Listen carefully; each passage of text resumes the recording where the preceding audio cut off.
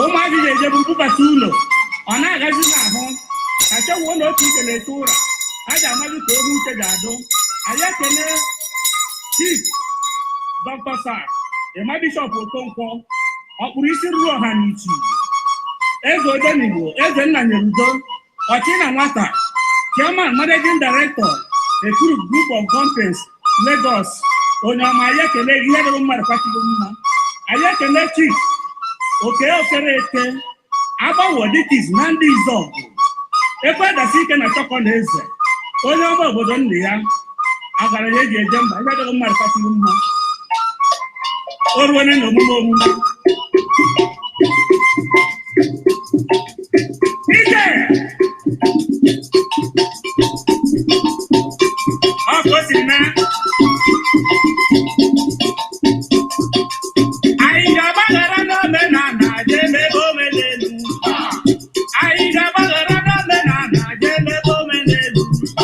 Omenala ojana, omenala ejerana, omenala ojana, omenala ejera.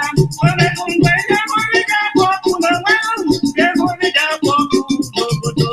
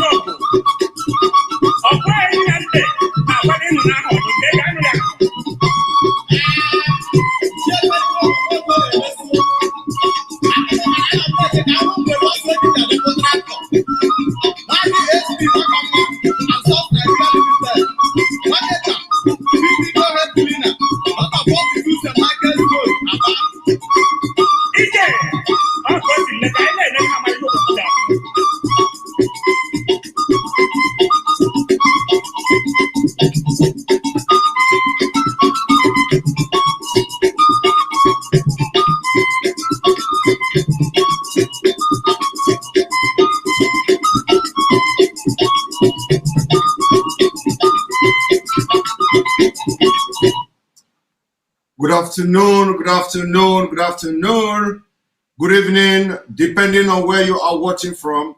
This is live and direct on Enter Biafra Channel 1, live and direct on YouTube, live and direct on other social media platforms. This evening, this afternoon, this morning, depending on where you are watching from, we are coming with high tension.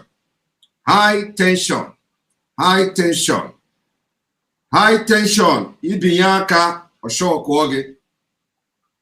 High tension. Ibinyaka Oshokoge. You see, my fellow Biafrans, lovers of freedom all over the world, as our leader is facing a lot of challenges in the den of the Fulani Caliphate in Nigeria. We will continue to push for his unconditional release. We will continue to push and expose the impunity of the Nigerian government to the world. We will continue to create awareness. We will continue to use all diplomatic measures, known and unknown to men, to make sure we see our leader, Mazi Nnamdi Kanu, freed. Irrespective of whatever propaganda anybody is bringing to the table, irrespective of whatever lies, hatred, jealous, envy, anybody is bringing to the table. One thing I will not do is to speak against the movement. To speak against the movement, that IPOB movement, the movement Mazi Nnamdi Kanu have sacrificed almost everything to bring to the state it is today.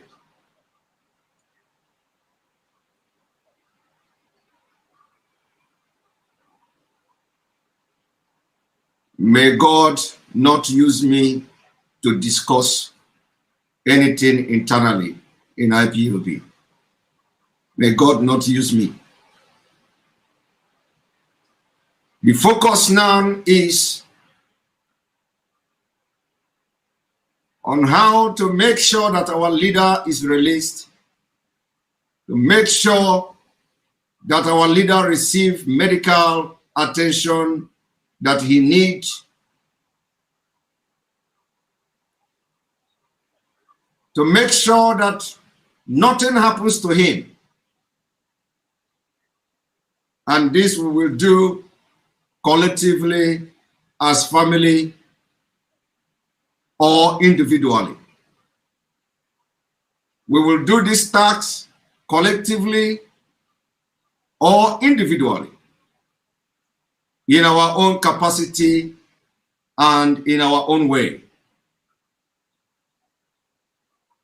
For those who are saying Simon Ekpa is playing game, for those who are saying Simon Ekpa is playing smart, for those who are saying Simon Ekpa is playing game and they must do this and do that to stop him from playing the game, I do not know whether I have deviated or changed from what I have been doing since the day I joined the struggle for Biafra. It will not change.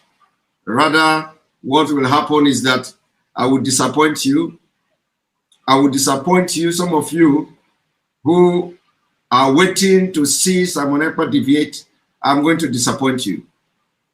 You are going to see a different type of Simon Ekpa, and it is not by my doing, but by the power confound in me by God, by the power of the God that brought me to this struggle.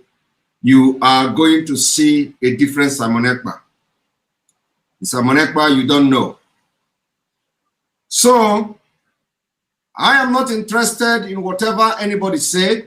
I'm not interested in what you think about me. I'm not interested in whatever motive you think. I'm not interested in who you are. I'm not interested in what you do.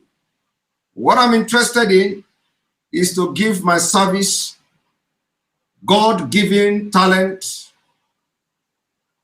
to the best interests of Biafra people.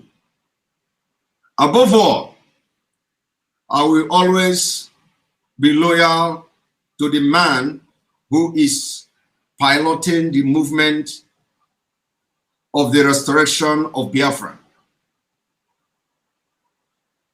I call myself the disciple of Mazi Nnamdi Kanu on Biafra restoration. Nobody gave me that name. Mazi Nnamdi Kanu did not give me that name or address me as such. I address myself as a disciple of Mazi Nnamdi Kanu on Biafra restoration. Both in the prison, I will address myself as a disciple of Mazi Nnamdi Kanu on Biafra restoration. Both in DSS detention, I will address myself as his disciple. Both as he go and face the terrorist government of Nigeria in their court, I will address myself as his disciple for the restoration of Biafra. I don't hide my face. Egwu anọrọ atụ afọ oburu ụzọ. Egwu anọrọ atụ afọ oburu ụzọ. This job I am doing, I will do it till Biafra come. Till Biafra come. So there is nothing you can do to provoke me to speak against a movement being led by Mazi Nnamdi Kanu. There is nothing you can do to provoke me. So I will go straight to the topic of the day. The topic of the day is we are discussing the legalities, the legal technicalities, the issues and matters arising from the extraordinary rendition of our leader, a state crime committed by the Nigeria and Kenyan government.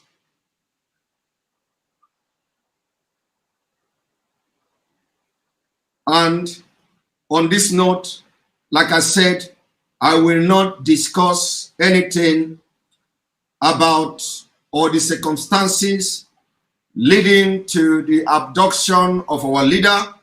I will be speaking based on what is obtainable in the public domain.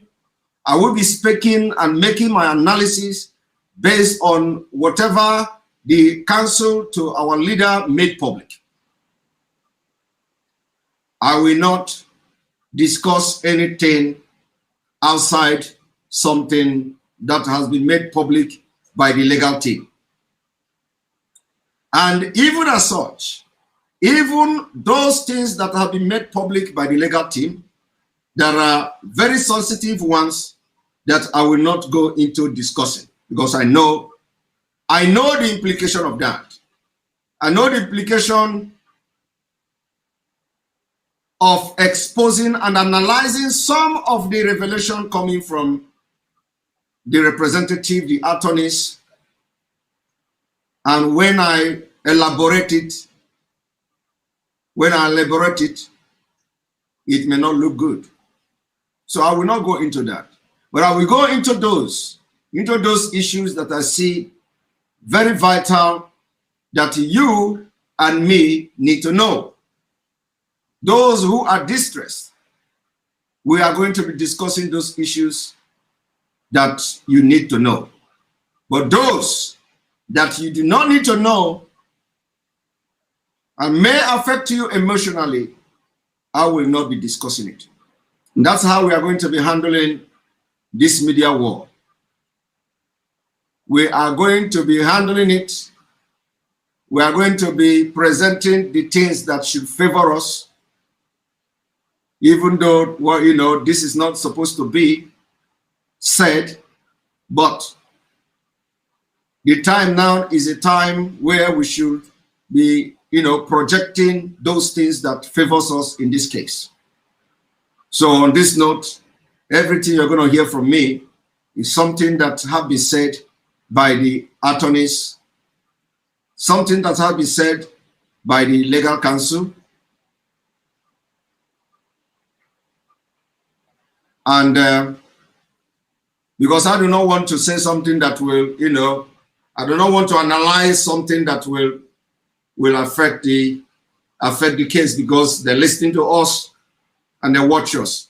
So left for me, Adax Breaker, thank you for the super chat. We thank you for supporting the page. Left for me, you know, there are something that shouldn't be, you know, spoken about. Most of the things that happen shouldn't be made public. We know that people are eager to know the circumstances surrounding his abduction and all that. But, you know, most of these things should be, you know, we should keep it to ourselves. We should keep it to ourselves, because they're not going to make no change. We're not going to make any change. Constantine Onyema, thank you for the super chat, for supporting the page. We thank you. Most of those things are not going to make any change. But of course, it will also help in, you know, clearing the air, especially the public, you know, for those public who don't know, you know, who are eagerly waiting to know what is going on, you know. But as, you know, as the thing is already going on and a lot of things are coming public, I am going to be choosing the ones I will be explaining to you. So today, I am going to choose the defense that Aloy Ejimako made a very objective contribution as to whether our leader should face trial in Nigeria or not. So we are going to discuss that part.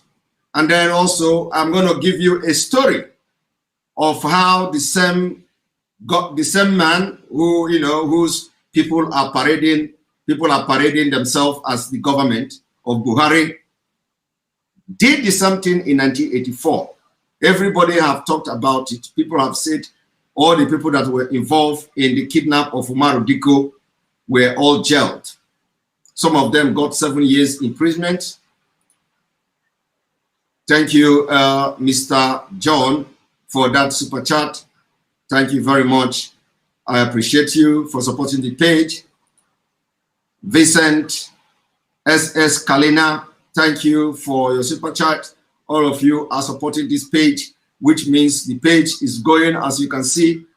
I urge everyone, if you are watching from any other place, you can leave that place you are watching from and go to Enter Biafra and watch. Our Enter Biafra channel 1 is very good to watch. You can, as you are making your comment, you can make the video. Let me show you how it works, because it's very, very important. The Enter Biafra channel 1 was designed in a way that you can do many things as you are watching. You can do many things at the same time.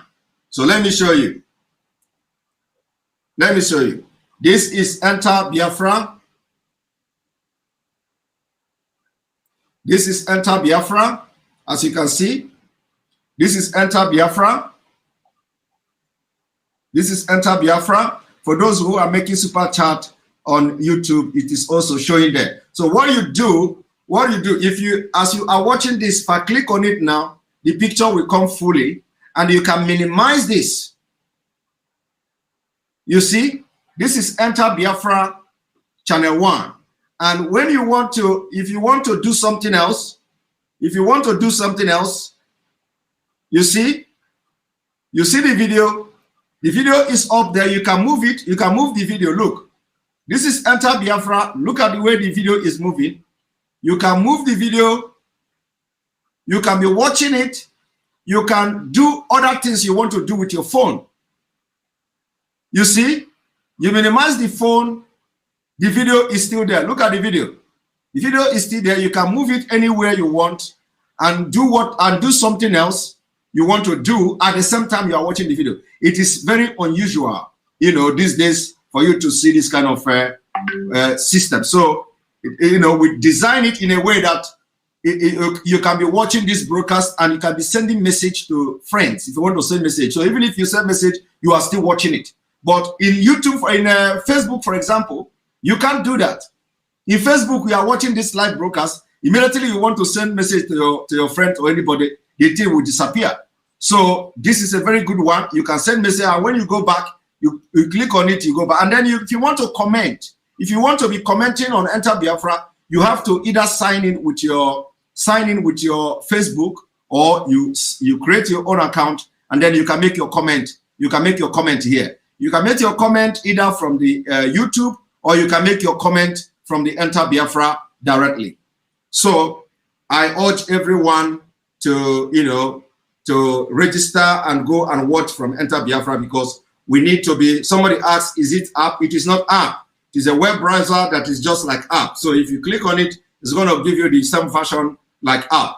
So now we are going to go there, and we are starting by bringing this a video. I want to bring the video of one of our leaders.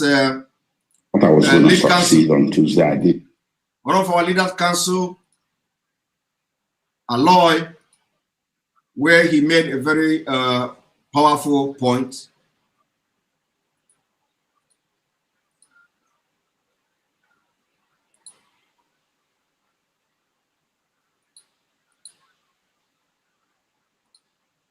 Now let us go there.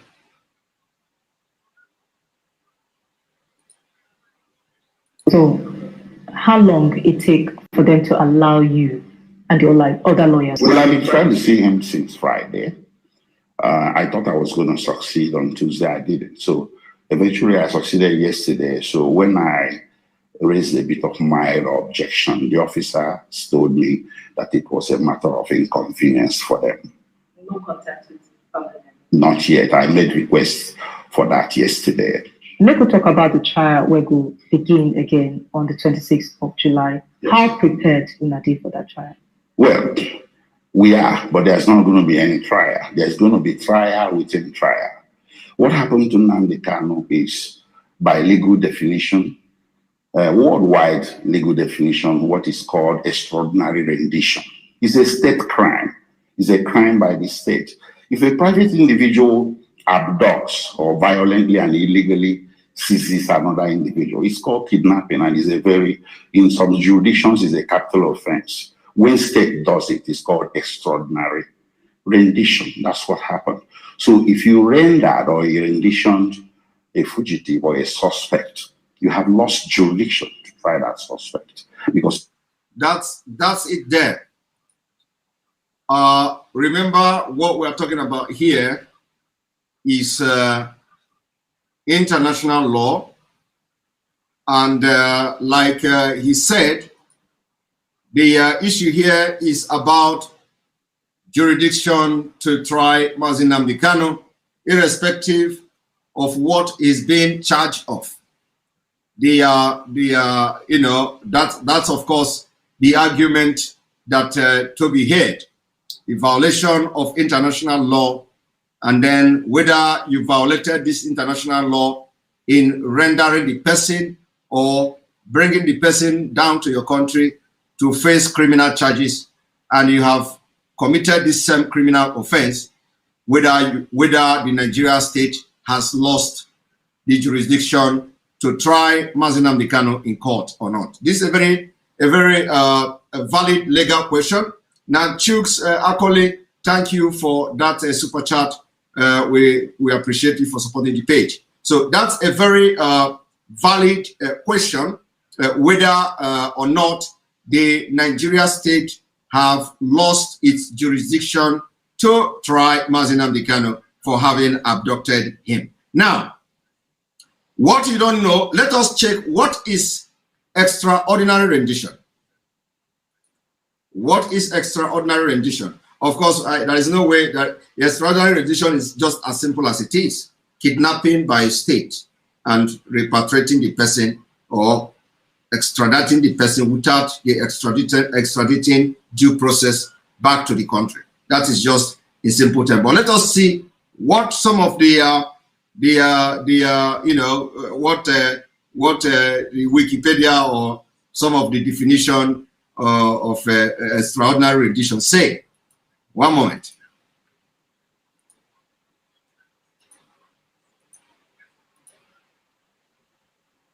So as you can see,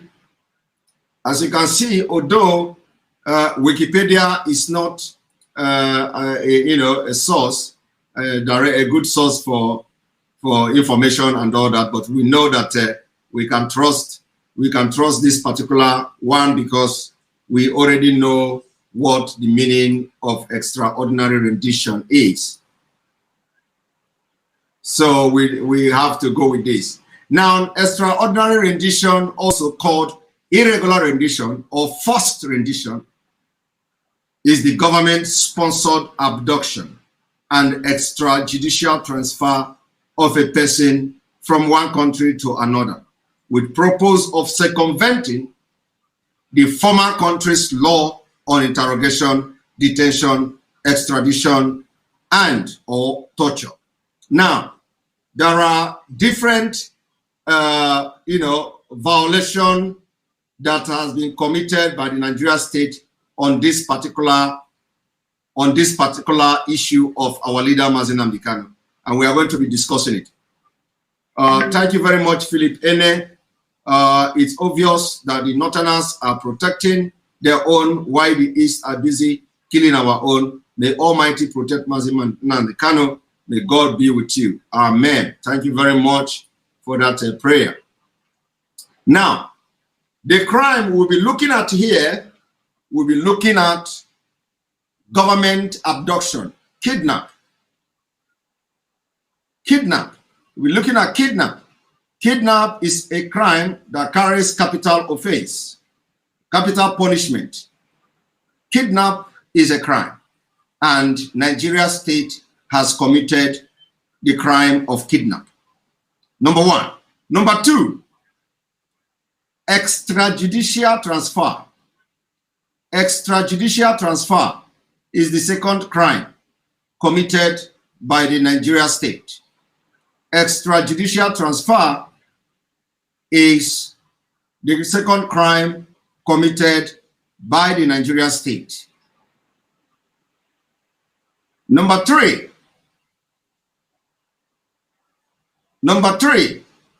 the Nigeria state with intent or have actually succeeded in circumventing the country's law, like the law of the Kenya on extradition and the law of the United Kingdom on extradition. They circumvented that law.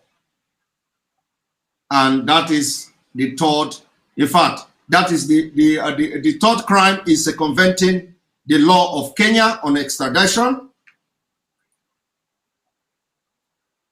That is the third offense.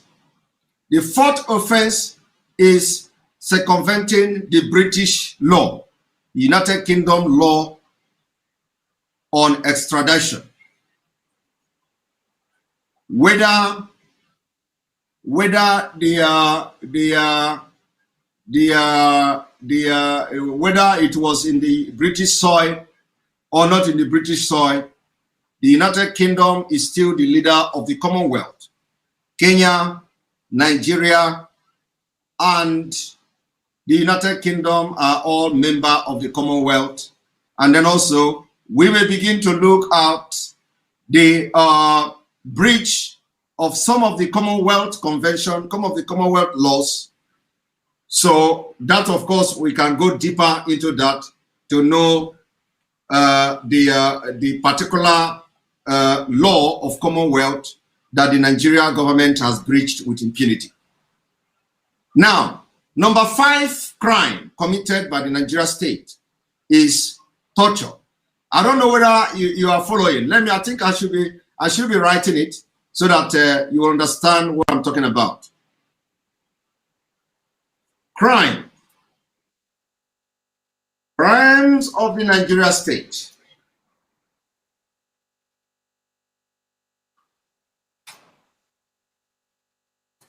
One, abduction. Abduction or kidnapping.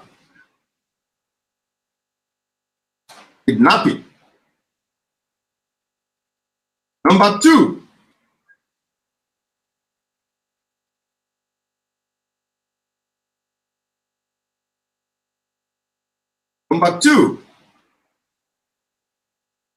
extrajudicial transfer.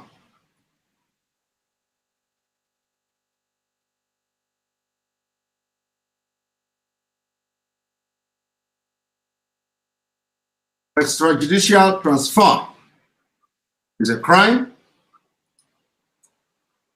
and all these crimes are crimes against state. Crimes against state. And of course, crimes against Mazi Nnamdi Kanu as well. So, extrajudicial transfer. 3, the crime committed, the third crime committed by the Nigeria state is the circumventing the Kenya extradition law.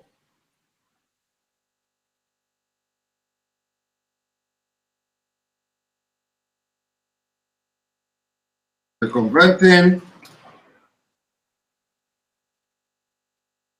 Kenya extradition law.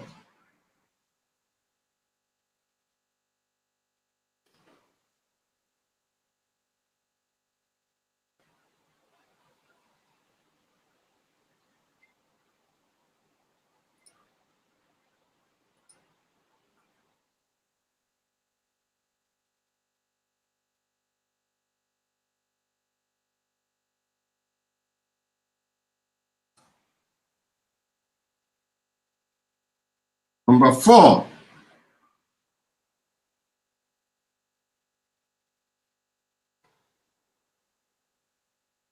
crime,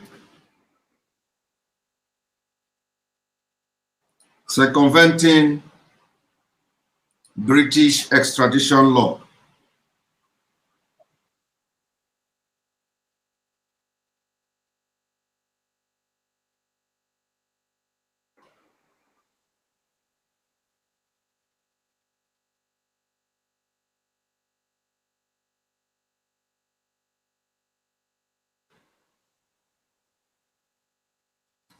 Number 5,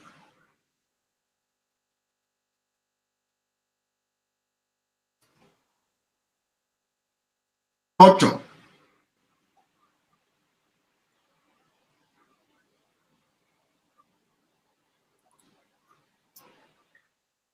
Illegal detention.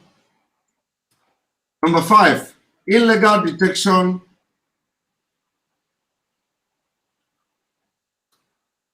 and torture.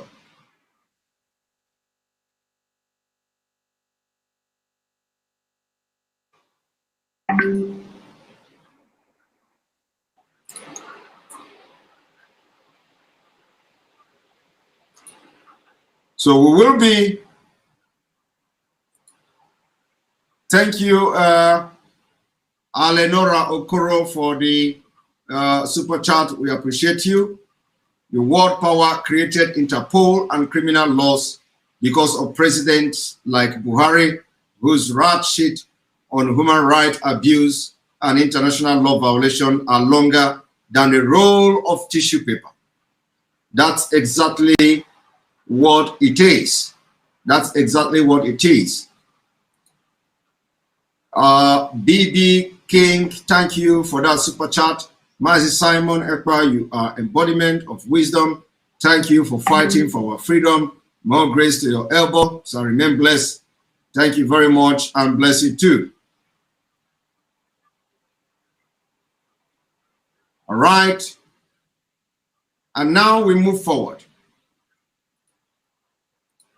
So as I was saying,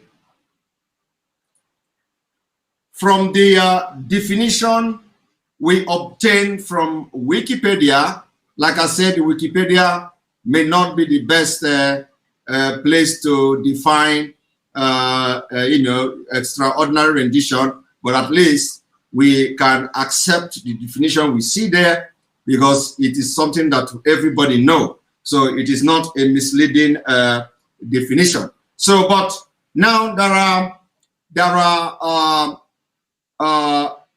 crimes, different violation that has occurred. There are other violation of international law and other states, and then violation of Mazi Nnamdi Kanu's right, which may come in, depending when the argument will start and all that. So now we are looking at the crime of the Nigeria state. Nigeria state has committed a crime of abduction. Of course, when it is state, it becomes the extraordinary rendition. They have committed the crime of kidnapping. Number one. Number two, they have committed the crime of extrajudicial transfer. Extrajudicial transfer of person. And number three, they have circumvented Kenya extradition law. It is going to be separate. All these things should be separate. If any case is coming, of course, the good prosecutors know what to do. They are going to separate it completely. It's different. They're not going to put them together. They're going to have count 1, count 2, count 3, count 4. Now, number 4, you have the Nigeria state circumventing the British extradition law.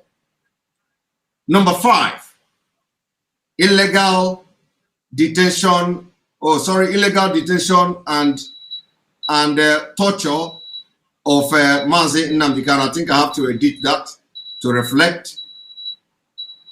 One moment. So it should be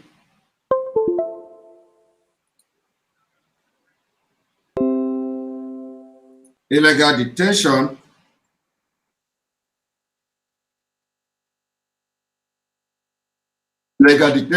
and torture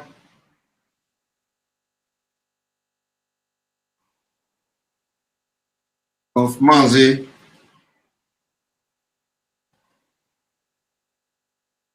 Nnamdi Kanu, etc.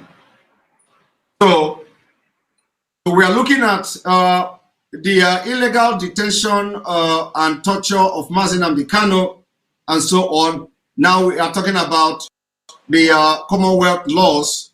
There are Commonwealth laws on extradition and all that. As Nigeria is a member of Commonwealth and all that. So the things, the questions that should come in. Now, the argument of this lawyer, Aloy Ejimako, is that when a country commits this crime, they automatically have lost jurisdiction to try such case.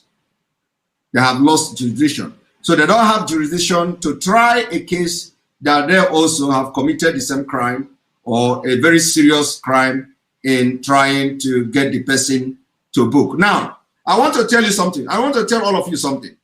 First of all, I am going to bring the story of Umaru Diko. I will read it very brief. Thank you very much, Samson Uche, for that super chat. We appreciate you.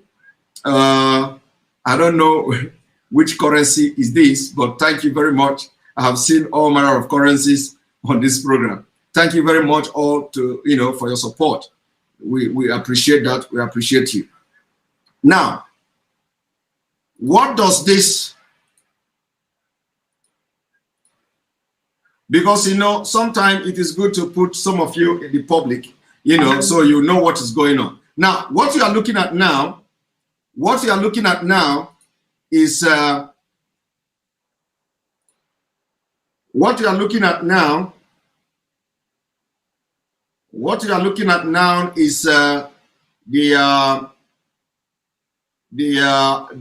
Umaru Dikko's case.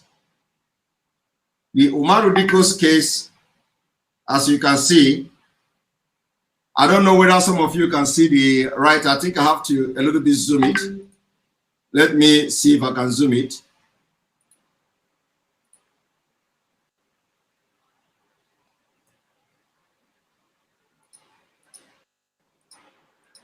There we go. The Dikko affair and Anglo-Nigerian relation. Of course, this is not the whole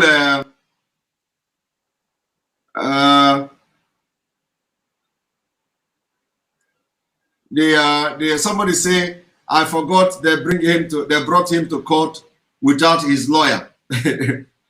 Well, yeah, of course, that is somehow some miscarriage, which is it is very bad, considering the magnitude of the case. So yes, that is also a very vital and strong issue of concern, that a person like as a high-profile case as such, they presented him in a kangaroo court without a legal representative, without attorney. So it's, of course, is a very big gross misconduct, on their side. And even the judge, in fact, the point is that even the judge ought to have demanded their, no matter what the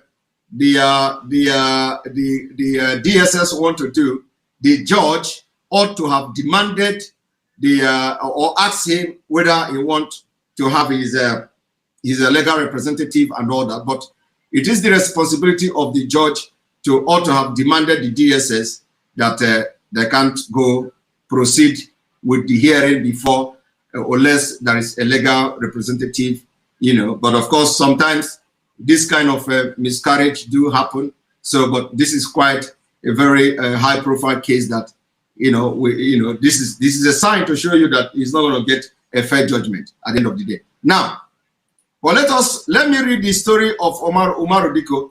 The same administration that you see today in the name of President Muhammad Buhari, the same man who kidnapped and facilitated the kidnap of Umaru Dikko in the United Kingdom, after how many years? What you should understand is that leopard doesn't change its color. Leopard doesn't change its color. The only thing that have changed, I don't know whether it have changed though, but the only thing that have changed is that the military is here to take over Nigeria, because that's exactly everything that happened in 1980 and 1980s and from 1983 or 1982 to 1984 is happening now. There is hunger in the land, there is insecurity in the land, incessant killing, and what have you. And that actually led to overthrow of Buhari in the 80s, after he came in and everything crashed. Today, he is doing this exact same thing, but the only thing now, different now, is that the military is yet to take over Nigeria. The military is powerless. They can't do it. The military is already taken over by Boko Haram, so they don't want to strike, like that, because there are people who are inside the military who knows that Boko Haram are part of them. So I want to read this to you. Umaru Dikko, every Nigerian since independence has had to deal with the UK government over the extradition of key politicians, whether in agbada or in khaki uniform. Taking refuge in the United Kingdom, the Diko affairs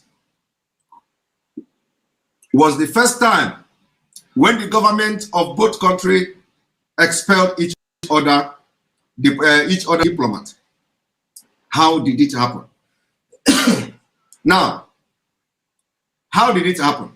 They expelled each other because United Kingdom were outraged that Buhari could send people to United Kingdom to kidnap Umaru Diko, bundled him, and Nigeria Airways were already waiting. Nigeria Airways were already at the airport, you know, waiting to bundle Umaru Diko and another one Israeli to Nigeria. And when we say Nigeria breed criminals, the criminality of Nigeria is across the border. When you see that Nigerians are committing all manner of fraud, it is the Nigeria state that aid them. Nigeria state. It is when we say Nigeria state, they are responsible for the crimes of Nigerians all over the world, because Nigeria breed criminal. You can never succeed in Nigeria without being a criminal. So the government itself, they are sponsoring and aiding criminality. And let me tell you, it was not only those who kidnapped Umaru Diko that were involved, including the Nigeria High Commission, the Nigeria Embassy to the United Kingdom. They all committed the crime of kidnapping Umaru Diko. Now, I want to read it to you. So, how did it happen?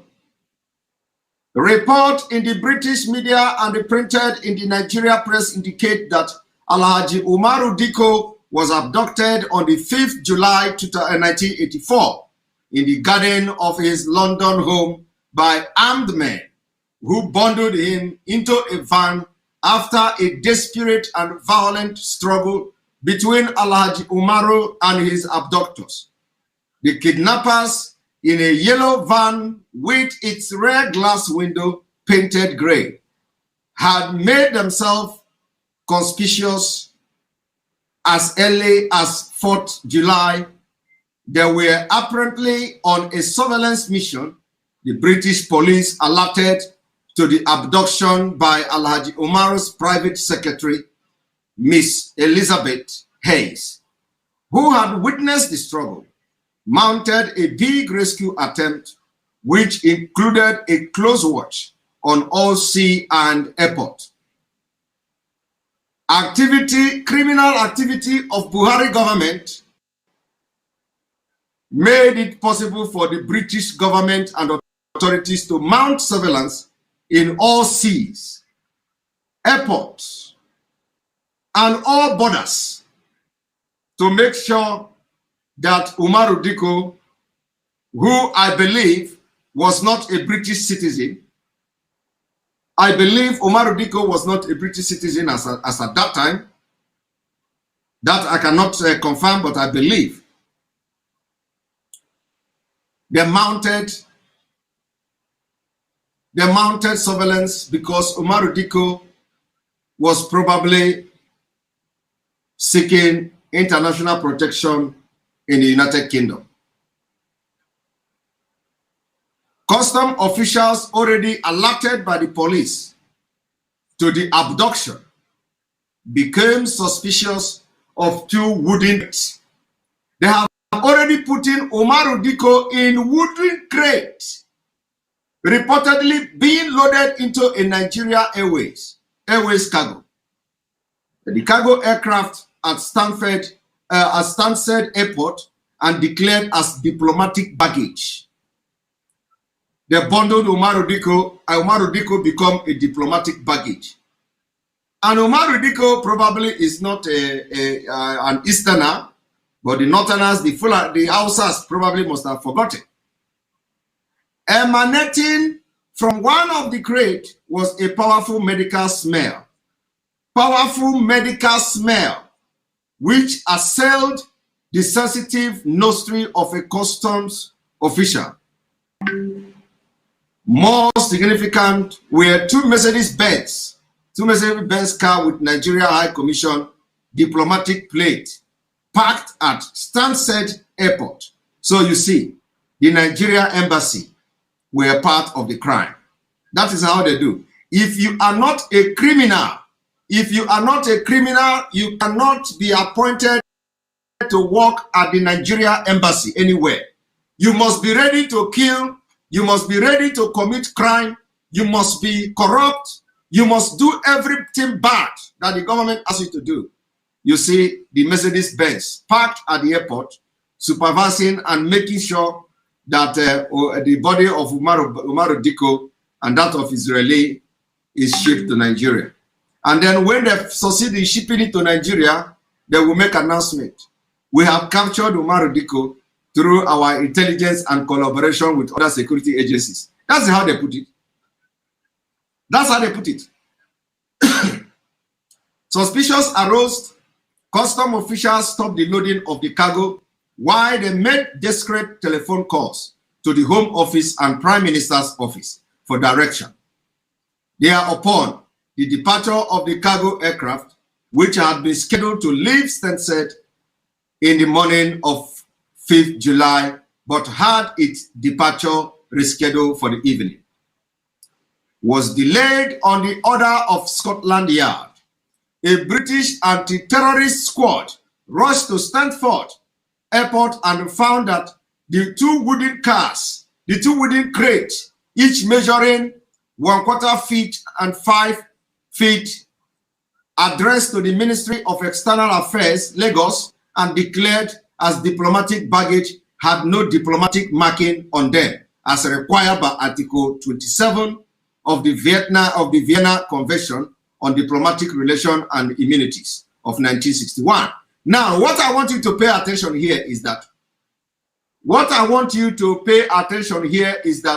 they deployed anti-terrorism or anti-terrorists. They deployed anti-terrorism squad.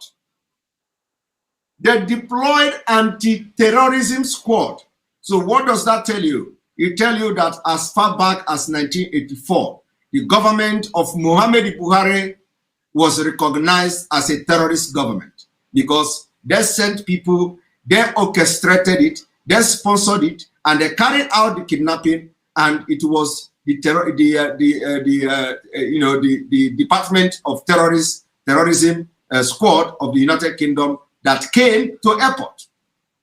It was not ordinary police. I want you to understand what is happening here. So as far back as 1984, they said that a British anti-terrorist squad rushed to Stansted Airport and found that the two wooden crates addressed to the Ministry of External Affairs, Lagos, and declared as diplomatic baggage, had no diplomatic marking on them, as required by Article 27(4) of the Vienna Convention on Diplomatic Relations and Immunities of 1961. You see, the crates were inspected by anti-terrorism squad as required by Article 36(2) of the Vienna Convention in the presence of Mr. Okon Edet, an attaché at the Nigeria High Commission. You see it? Okon Edet, attaché of the Nigeria High Commission. And one thing you should know,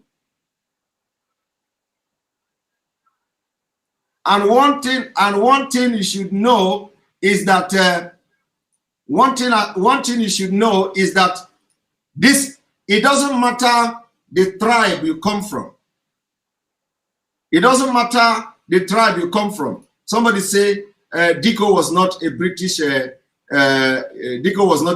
citizen. Thank you very much. But let us even that's why I said he may not be a British citizen, but you can imagine the level of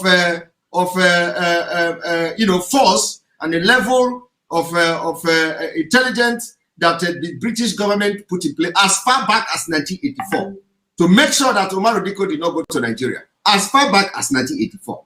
So I want you people to understand the level of the impunity of extraordinary rendition, the level of the crime of extraordinary rendition, because people do not understand it. So why I'm making this and explaining these things is that I want you to see the picture. I want you to see what the British government did to protect the right of Omar Diko, and he was not a citizen of the United Kingdom, rather seeking a refuge. You know, there is a difference between a resident of the United Kingdom and that you are a citizen of the United Kingdom.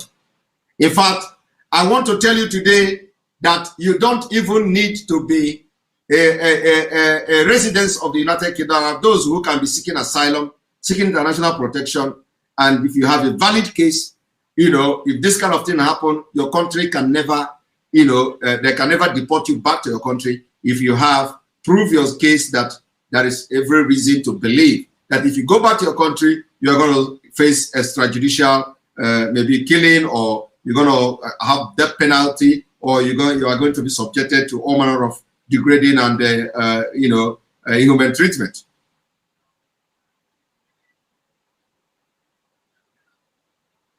Somebody say this information is no longer valid, that we should have let them know. You see, this is the problem of the people of Nigerians.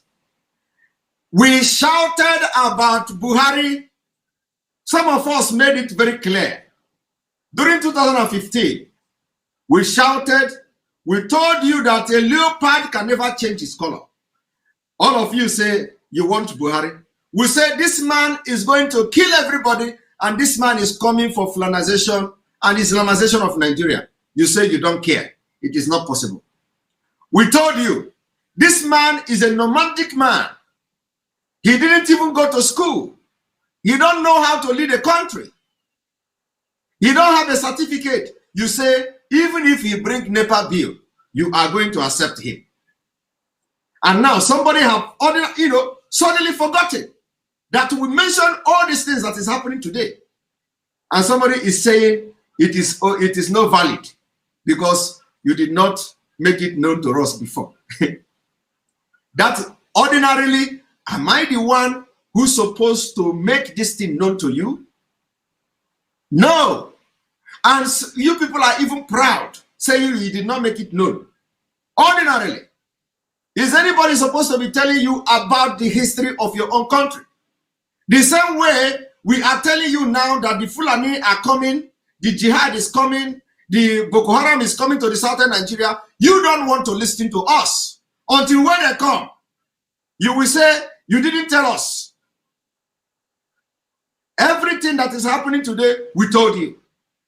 We have exposed, even the American Intelligence Agency have exposed how they are going to start killing the prominent people in the southern Nigeria.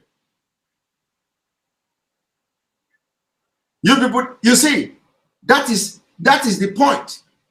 Somebody say Omar Diko embezzled a lot of money, run to the United Kingdom for protection. And so what?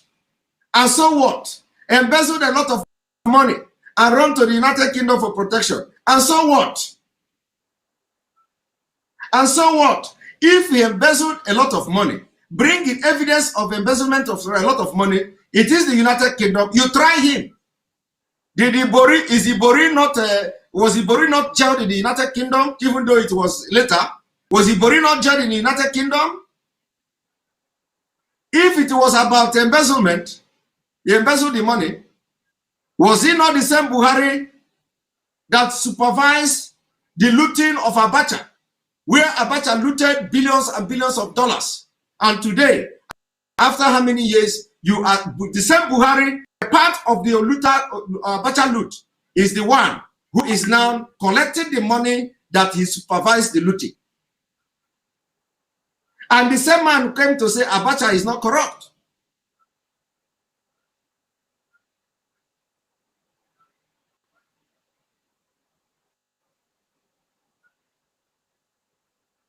Somebody say, no, I need to address it. Somebody say, Simon, you cannot even write very well.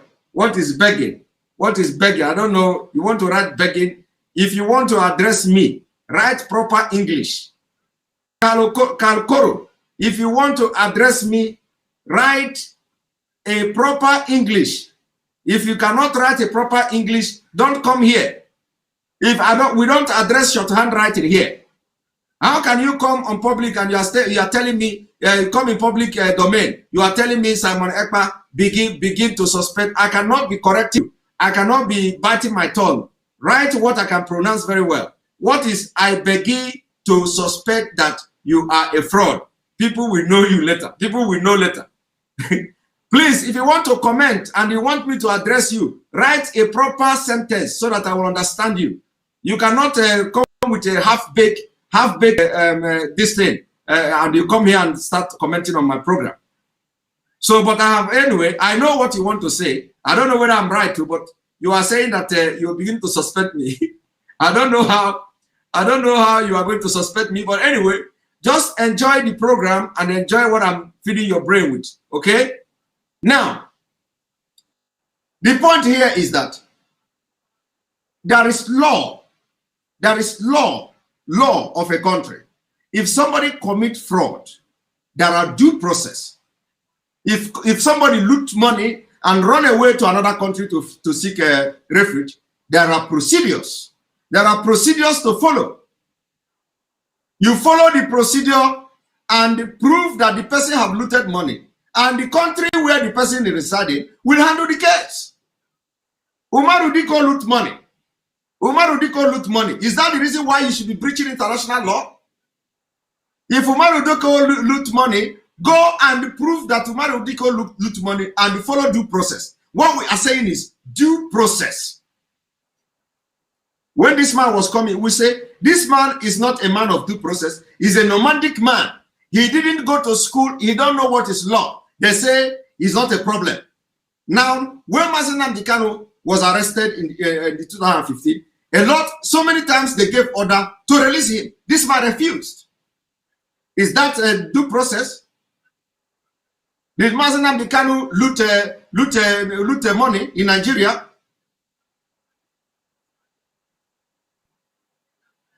So that's the point here. You don't say somebody loot money, you go and abduct the person. There is a procedure to follow. There is a procedure, and that something is repeating now.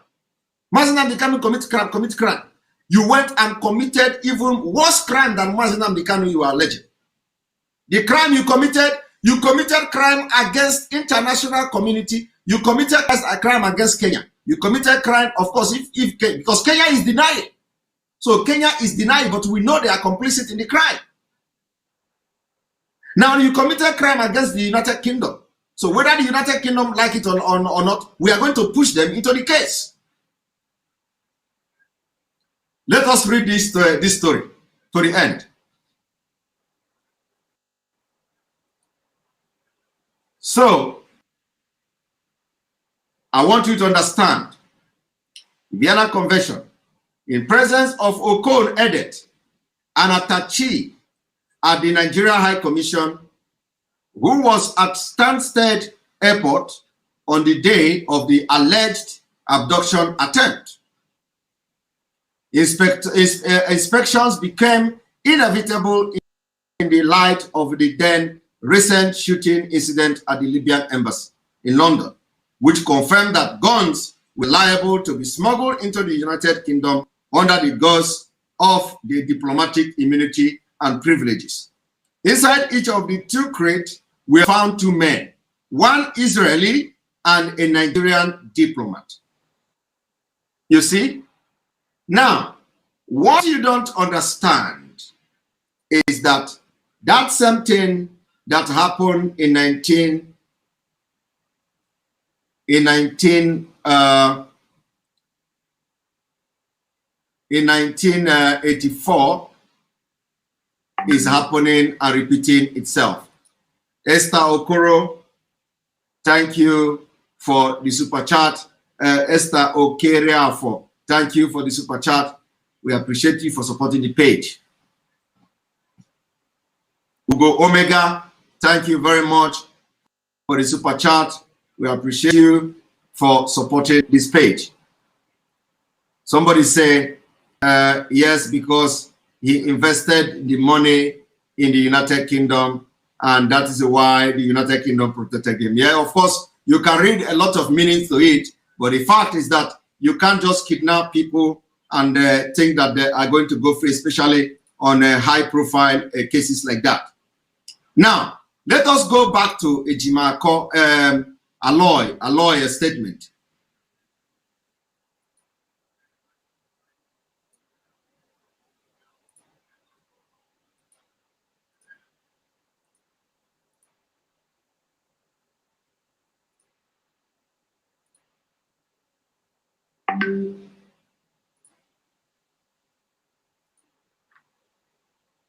You committed an international crime. You broke your own laws. You broke the laws of the third state from which territory you renditioned that individual. And you broke the laws of the second state of nationality of that individual. That is what is playing out here. Because we have three divergent but also compliant jurisdictions. The three jurisdictions here, Nigeria, Kenya, and UK, their laws prohibit extraordinary rendition. The only legal pathway to grabbing a suspect from one jurisdiction to another for England, for UK, for Kenya and Nigeria is through extradition. It has a process. Nigeria has an Extradition Act, which you can find at the Laws of Federation of Nigeria, Chapter E25. Kenya has its own. It's called Extradition Commonwealth Countries Act.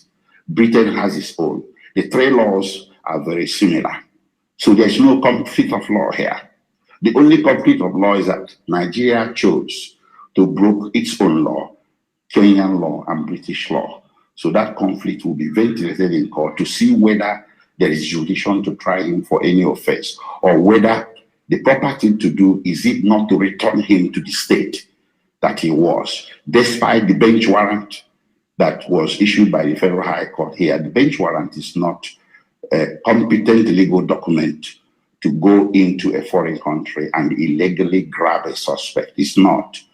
It should have become one if Nigerian authorities had submitted the process to extradition proceedings in Kenya and succeeded in the final analysis in getting a warrant or order of extradition. It would have been okay. So the first issue before the court here is not to try Nnamdi for any criminal offense, but to have a trial within trial, because extradition is, of course, is an act of forcible abduction. So it's considered torture under the Torture Convention. And Britain has case authorities where it has asserted extraterritorial jurisdiction, what is otherwise known as universal jurisdiction, to indict and try and imprison those that are engaged in such conduct.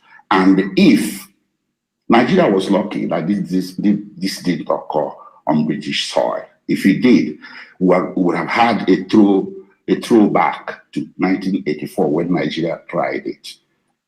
Well, yeah, on this particular one, the only thing is that yes, if they have tried it in the United Kingdom, they wouldn't have succeeded in the first place. That is true. But of course, if they have succeeded in bringing him from the United Kingdom to Nigeria, I believe we are still going the same process. But the only problem and the only difference is that you are going to be seeing diplomats being expelled. You know, these are measures that the countries that are involved can take. So because the only difference here is because he was not abducted on the British soil. So the issue of the issue of expelling a diplomat may come later on, if, you know, as the case may be, because it may get to that that point. So now they are taking it very very diplomatically, but I believe the time is coming when there is no compliance from the Nigeria terrorist government.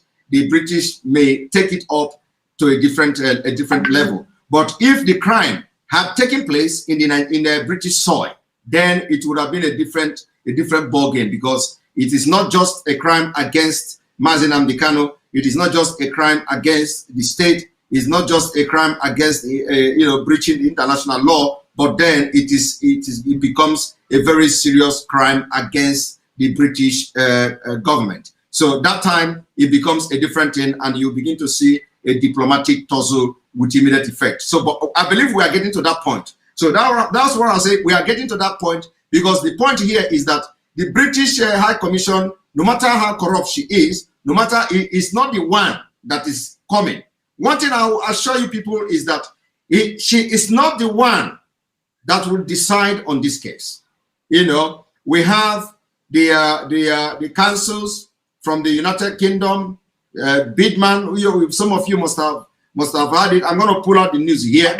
You know, I'm going to pull out the news that they are seeking. They have come to seek the consent of our leader to take over the case. So it is the British High Commission and this law firm in the United Kingdom. They have come to seek the consent to take over the case. So the issue here is going to be very interesting. And that's why we are saying, all of you that are worried, all of those who are now trying to take advantage of the fact that Mazi Nnamdi Kanu is in prison and they want to do anyhow to the struggle, you all will be disappointed at the end of the day as this case will go. I will advise you all now to retract your step.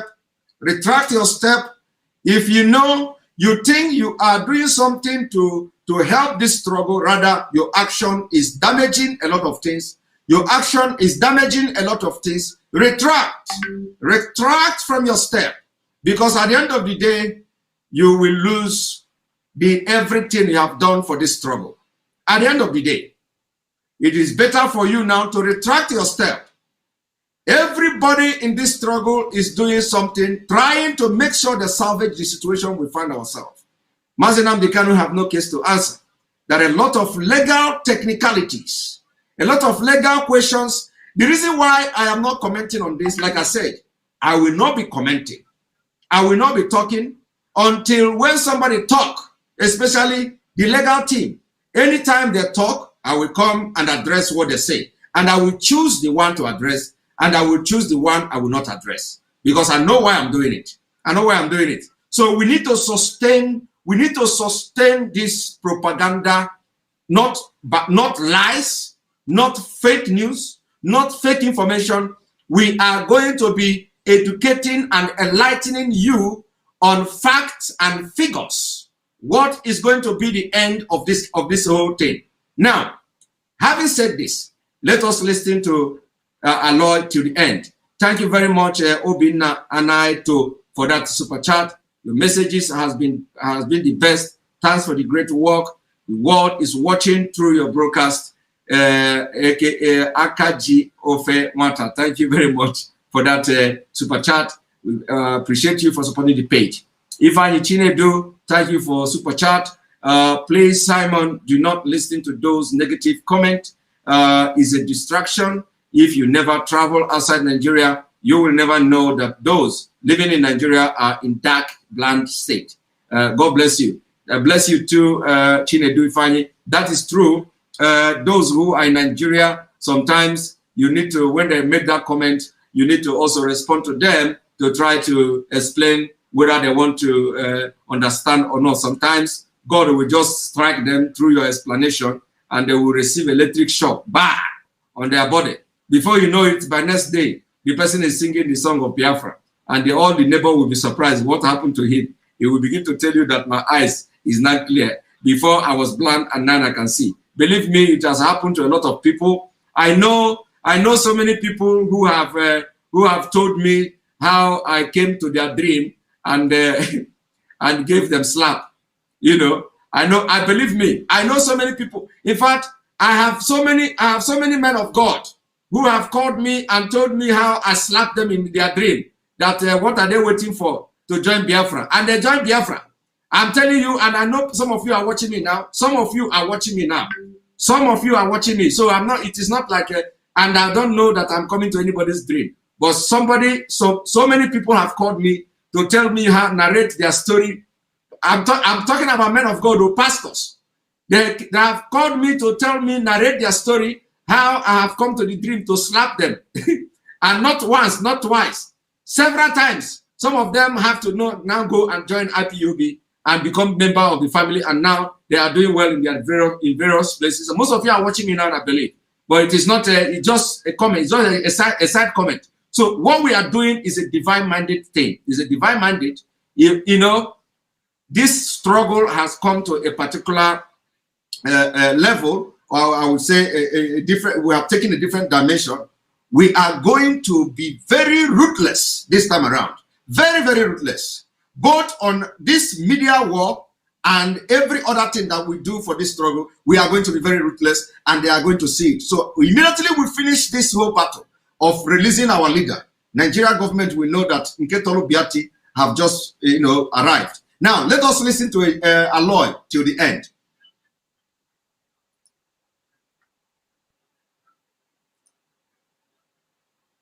And fair. This one they fair because it was on British soil. They created a man named Omar Diko, and they were caught at the airport.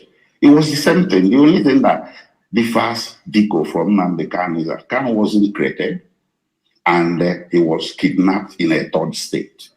Diko was kidnapped, created. At the airport, British authorities got suspicious, and the whole thing unraveled. 17 men were arrested, 4 were in prison for between 6 to 8 years, and deported when they were out of jail. Britain broke diplomatic relations with Nigeria for 2 years.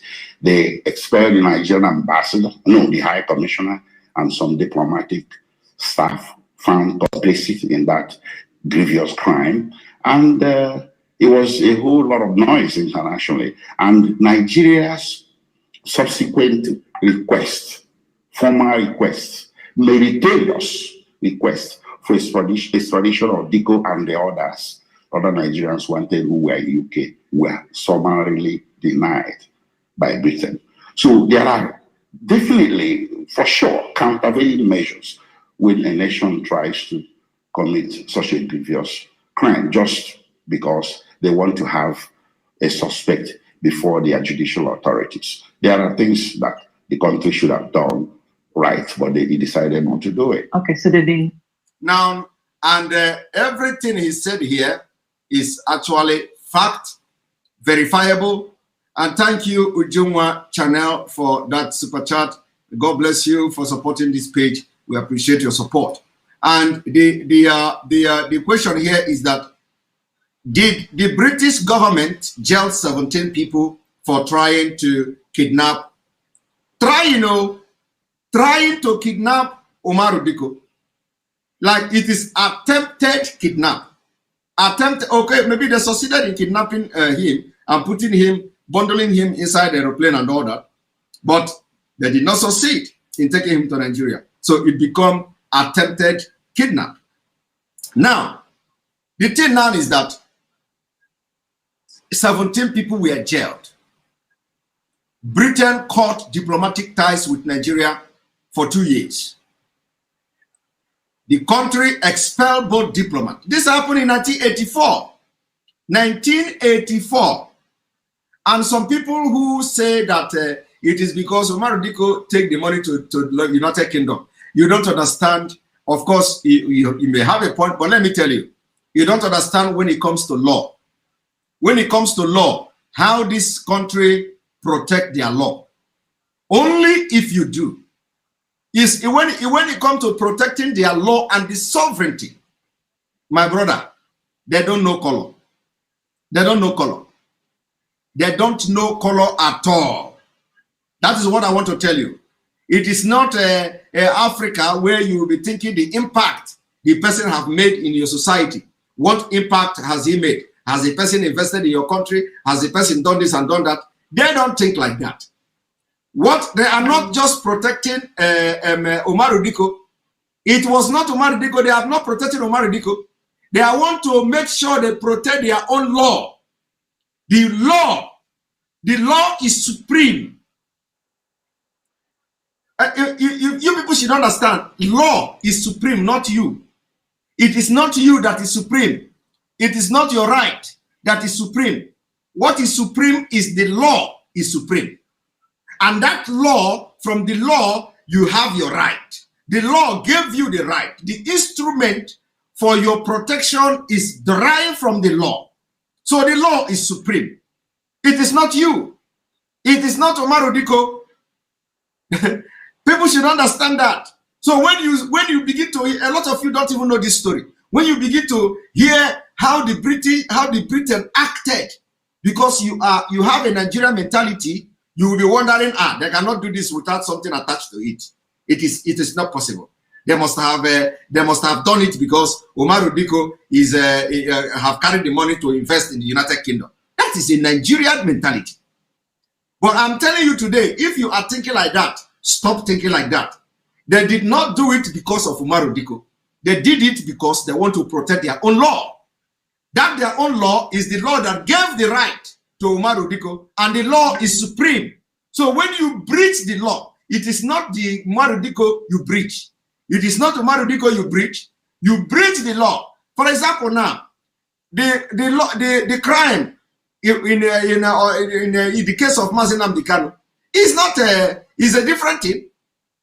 The crime against Mazi Nnamdi Kanu now is the torture and the illegal abduction. Of course, but the crime is against the law, against the state, against the treaty, against international law.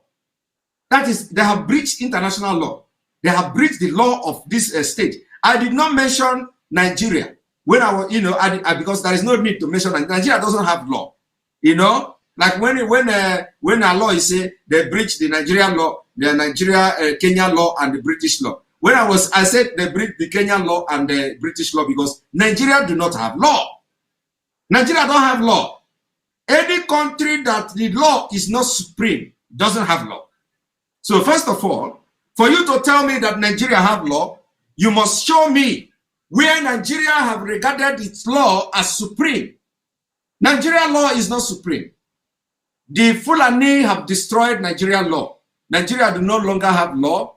They live like nomadic people. They make laws for themselves.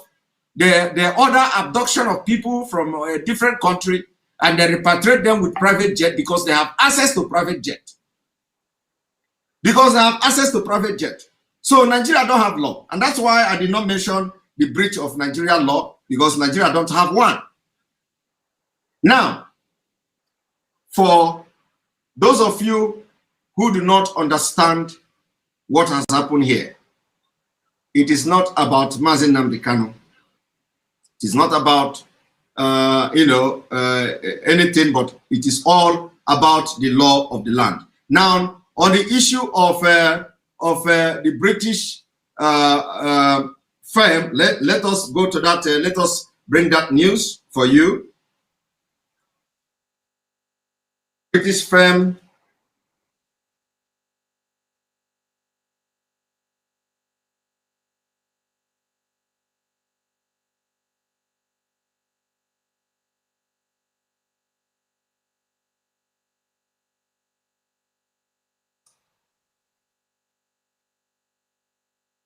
Now, let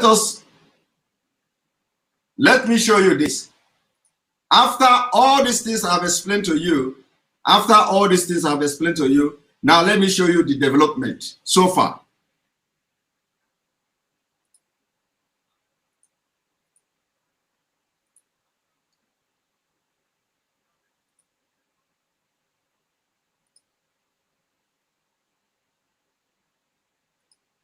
Now, the development now is that Kanu, British High Commission offers consular assistance, UK law firm to take over.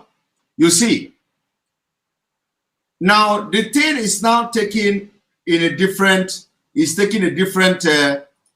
dimension.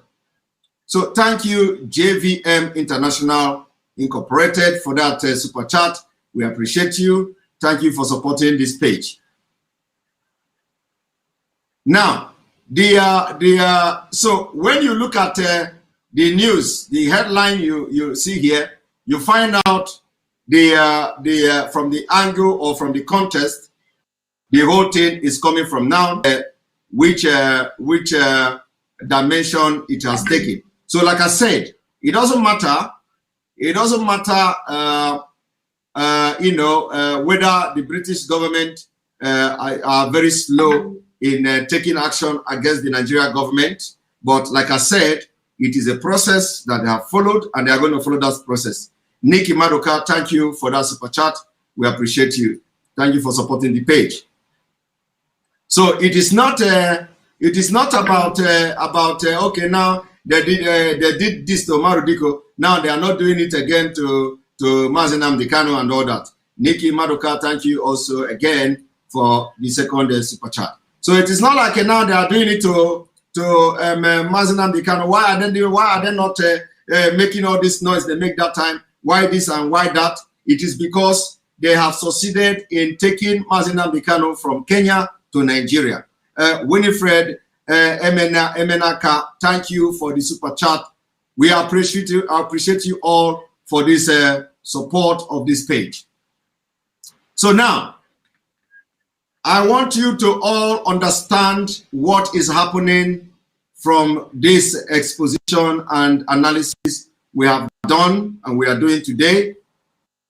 The British High Commission extended consular assistance to the detained leader of the proscribed indigenous people of Biafra, Nnamdi Kanu. Also, a law firm in London being demands seek his consent to take up his case. Punch gathered on Tuesday that Kanu Nigeria lawyer Aloy Ejiamakor delivered 2 forms to the IPOB leader on Wednesday during a visit to the office of the Department of State Services, where he is being detained.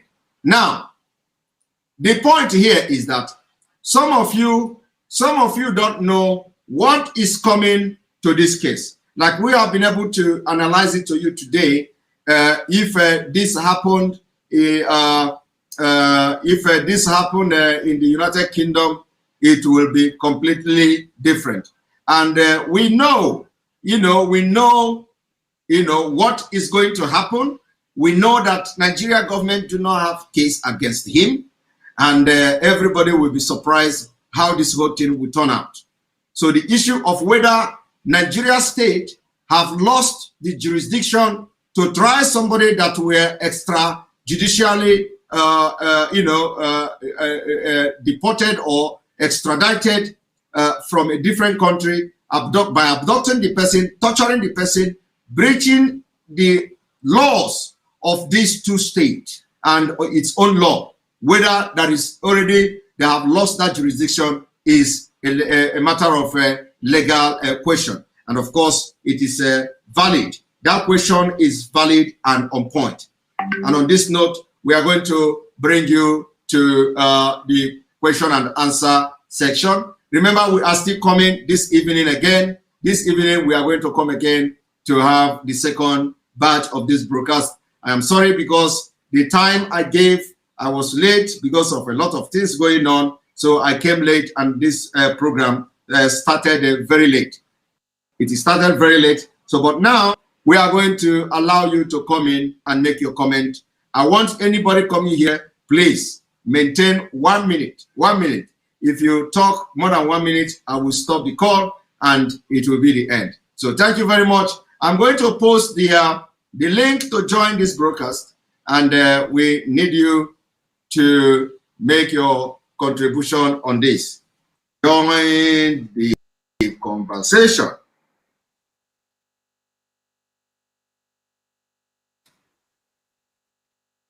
Join the conversation, please. Here we go. Join the conversation. Click on the link, and you are good to go.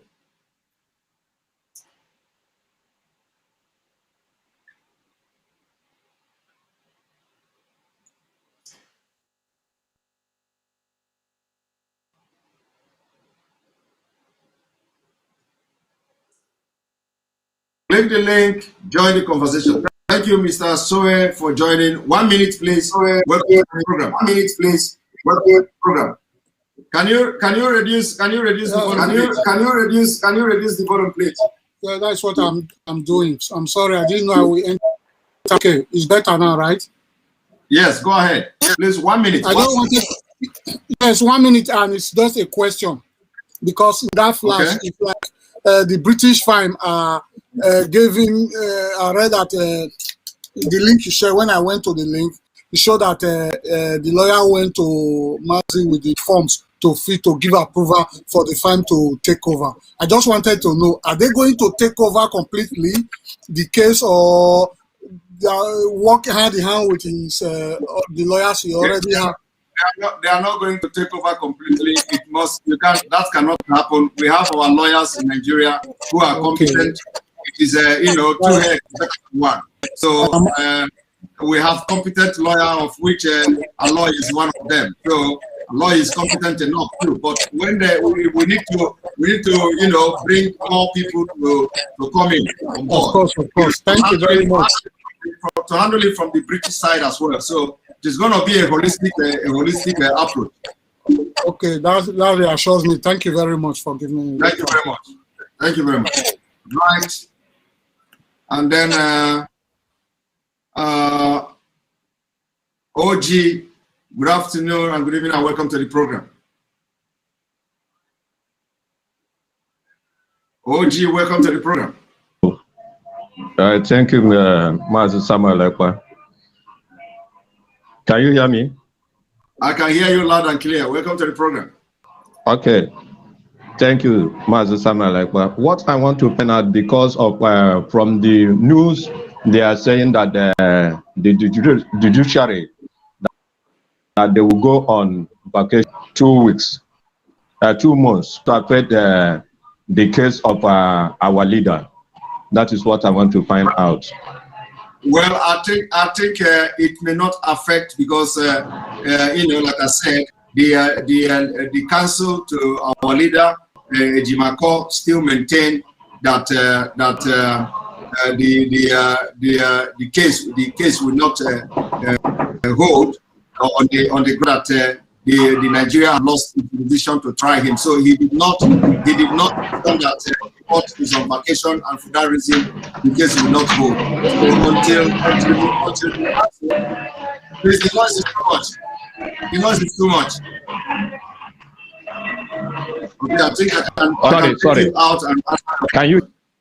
Okay, so the question is whether the court is still going to, the trial is still going to hold. So we are believing that the trial is probably may still hold, because I have not heard from any council that the trial will not hold. The only thing we are hearing is that court, the judiciary or the high court, they are going on a holiday. They are going on holiday. So going on holiday, they have not come to say directly that it will stop the proceeding or stop the court from proceeding. So we wait until we hear from the lawyers, the legal counsel, the lead counsel, Barrister Ejiofor, if he said that the court is because the judiciary, they are going on vacation, so for that reason the court will not hold, then we will know it is not hold. So for now we are believing that the court should hold until the council comes to say that it will not hold. So thank you very much, ND, for the super chat. We appreciate your support. The Prince of Peace, good afternoon from here. Good afternoon, Mr. Iba. Welcome. Can you hear me? I can hear you loud and clear. Okay. The question I wanted to ask is there any case as regards to the place of the part Kenya played on this issue of extraordinary rendition on our leader? So because Kenya needs to be brought to book. I don't know if there is anything, any way they have to, brought against them as regards to that. Thank you. Yeah, thank you. That is ongoing. Let me just inform you that the IPOB will not take it very likely. Cases are being initiated against Kenya government. That's all I can say. And yes, we are taking it very seriously. All right, thank you so much. Yeah, thank you. Right. UC, good afternoon and welcome to the program.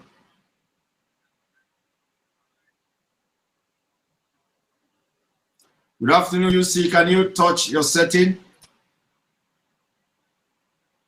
Who is Erifai? Who is Erifai? Everybody's asking me to block Erifai. Who is impersonating him? UC, can you check your audio or your speaker or your mic and do some setting, please? Okay, UC is not talking, so we're going to take you out and come back again when you have set your Ike Chukuchi Mere. Good evening and welcome to the program. Ike Chuku, welcome to the program.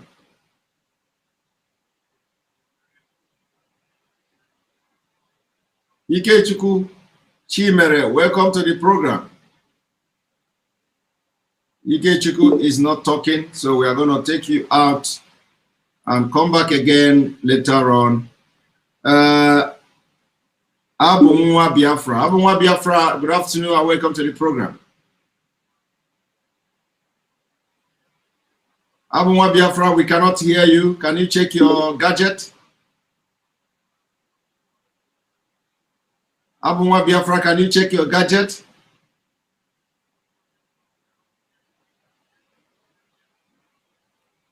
Can you check your gadget, please? You are not talking.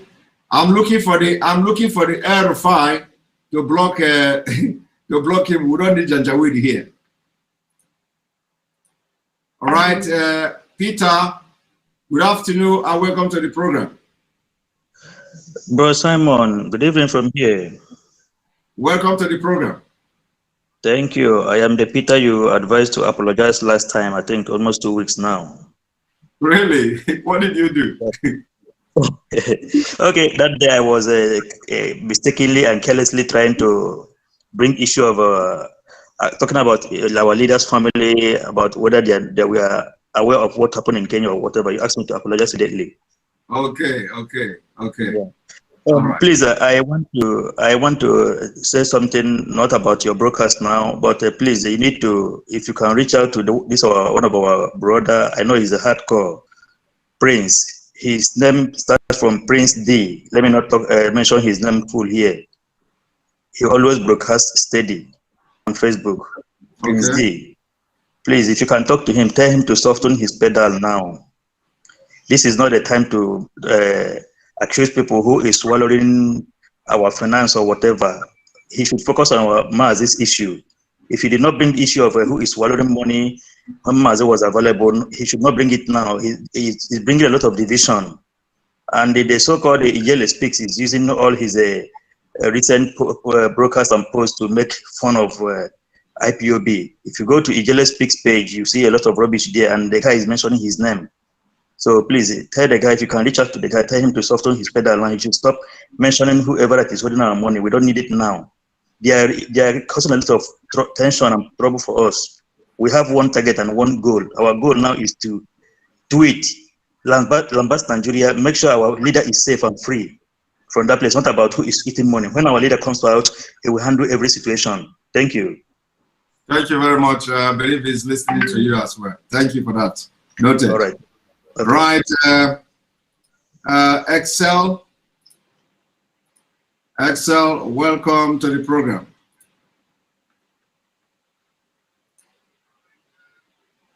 Excel, welcome to the program.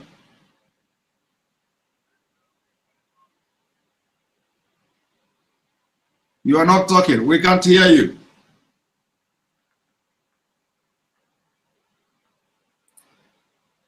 You are not talking. We cannot hear you.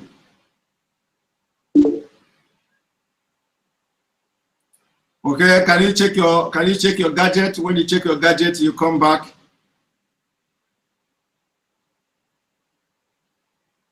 All right, Emeka, good afternoon and welcome to the program. Hello, good afternoon, Mazi Simon. Welcome to the program. Thank you. Thank you for the good work you are doing. Thank you. I want to ask you a question. Seeing on how Nigeria government has maneuvered the abduction of our leader Mazi Nnamdi Kanu, is it legal for him to sit on trial with Nigerian courts without Nigerian government providing legal document that is legal on how they brought him back? Well, of course, these are the issues. How they brought him back is not Nigeria government will not go as far as providing that. It is our responsibility to bring a case against them on how they abducted him and all that. So they will not do that. You know, in law, if you are the one that is taking somebody, if you are a prosecutor, what you do is you don't bring things that will weaken the case you are taking to court. You understand? So yes. you leave it to the opposite person, you know, to do that, to bring a material or evidence or fact that shows that the case is weak. So anything that will bring weakness to the case, they are going to take it away. And that's why I said we are not going. That's why personally, I am not going to be talking on this issue.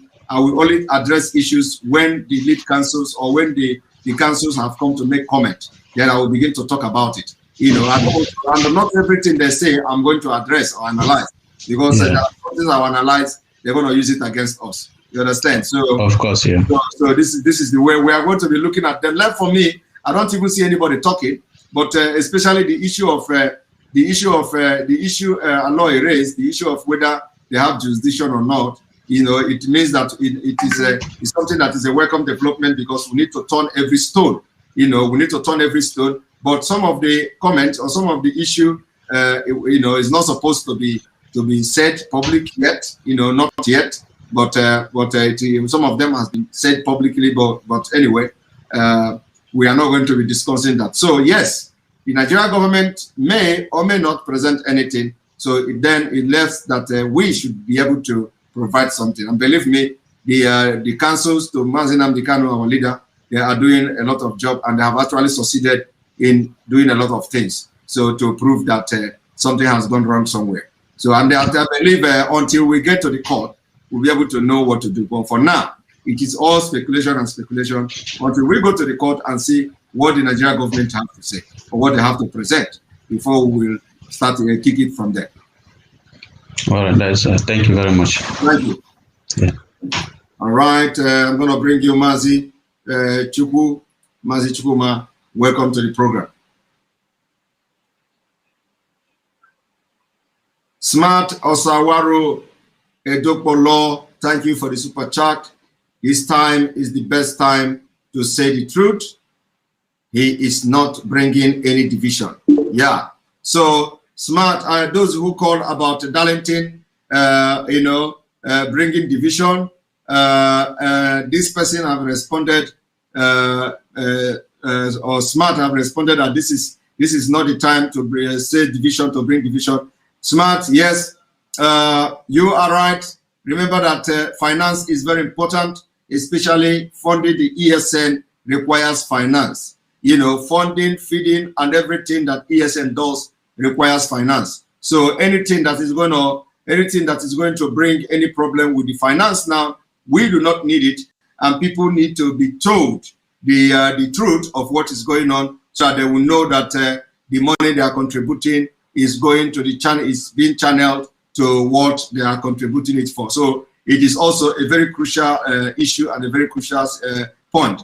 Personally, I will come later on to talk on the finance, and I will you know, let us allow the dust to mellow down first. I personally, when I have gathered everything I need, I will be able to make, if necessary, to make a broadcast on that finance, and then we can put the world and everybody to know what is going on and what they should do and what has happened, and especially the position of our leader. So what Darlington did, maybe right, maybe wrong, you know, which one the answer, you know, but no matter what happened, the deed has been done. We only have to be trying to make sure we correct wrong impressions when they come. We have to always make sure we make the people who are putting their faith on this struggle to know that they are not being misled, or the money they are contributing are being used for the exact things they are being contributed for. So thank you very much, Smart, for that super chat. And then Bella Obi, welcome to the program. Thank you very much, Simon. Can you hear me? I can hear you loud and clear. Welcome to the program. It's been a pleasure. I've never called in, but I've been watching you for the past 1 year. Listening to you every morning by 3 a.m. for 1 hour or 2 hours, as long as you go, you know. Wow. let me ring you a bell for my first. That's a good one. Hey, young man, it's not often that we praise people. Some of us are very hard to impress, but I really have to give you kudos for what you have done. It's very, very marvelous, and you're still doing it. I think you are a very huge problem to that contraption called Nigeria. Thank you now, very much. Let's get to the point. Today's exposition, what you are talking about now, I have only one sentence to make. Muhammad Buhari is a serial kidnapper. And Muhammad Buhari is a repeat offender. Yes. You are a lawyer, you know what I mean. He has done it before. He kidnapped Umar Diko, and now he's done it again to Mazi Nnamdi Kanu. They don't care what the law says, but what they did is impunity, and they have roped themselves in, and they will suffer the consequences. Okay? Yes. Now, let me digress a bit to the last exposition you gave before this one concerning this woman called Catriona Lang, or whatever she's called. Yes. Yeah. England has been used to exploiting we Africans. They enslaved us. They exploit our natural raw materials. They take brains from Nigeria, that place called Nigeria, bring them to the UK, and they become professors, engineers, surveyors. They run out to the European Union out of whatever reason. And now they have a shortage of manpower, and they have resorted back again to dangle a carrot before our people come to the UK, study, become a doctorate degree holder, then you stay 3 years and blah, blah, blah, blah, blah. How long will this go on? These people are only interested in their own progress and success. Exactly. And they use us and use us. They are our raw materials. Now they have shifted to exploit our intellectual ability, bring our people into England. We are just exporting young people who are the people who are going to build the country called Biafra, who are the people who will do the fighting. I liked what you did. I've been looking forward to you talking about it, and you eventually did. You have to, if she doesn't get the message, we will send her on her Twitter account. They need to know. We don't need to continue to spoon feed England. They use our slave labor. They are using our oil today. Now they got out of the European Union. They are lacking manpower, and they are coming to Nigeria to tell us to come and study and stay in England. To do what? When will this end? So our people have to open their eyes, man. You are doing very well. Thank you. Let me not take so much time so others can talk. Thank you so much for the opportunity, young man. Thank you very much. Thank you for that. Okay. Wonderful. All right. Thank you. All right. And Ujumwa, I believe Ujumwa channel have acknowledged your £50 super chat. Thank you very much for that super chat. Somebody just reminded me now, but I believe I have already acknowledged that. And again, Alenora Okoro, again, thank you for another super chat. Please leave room for legal team to do their job in discreet.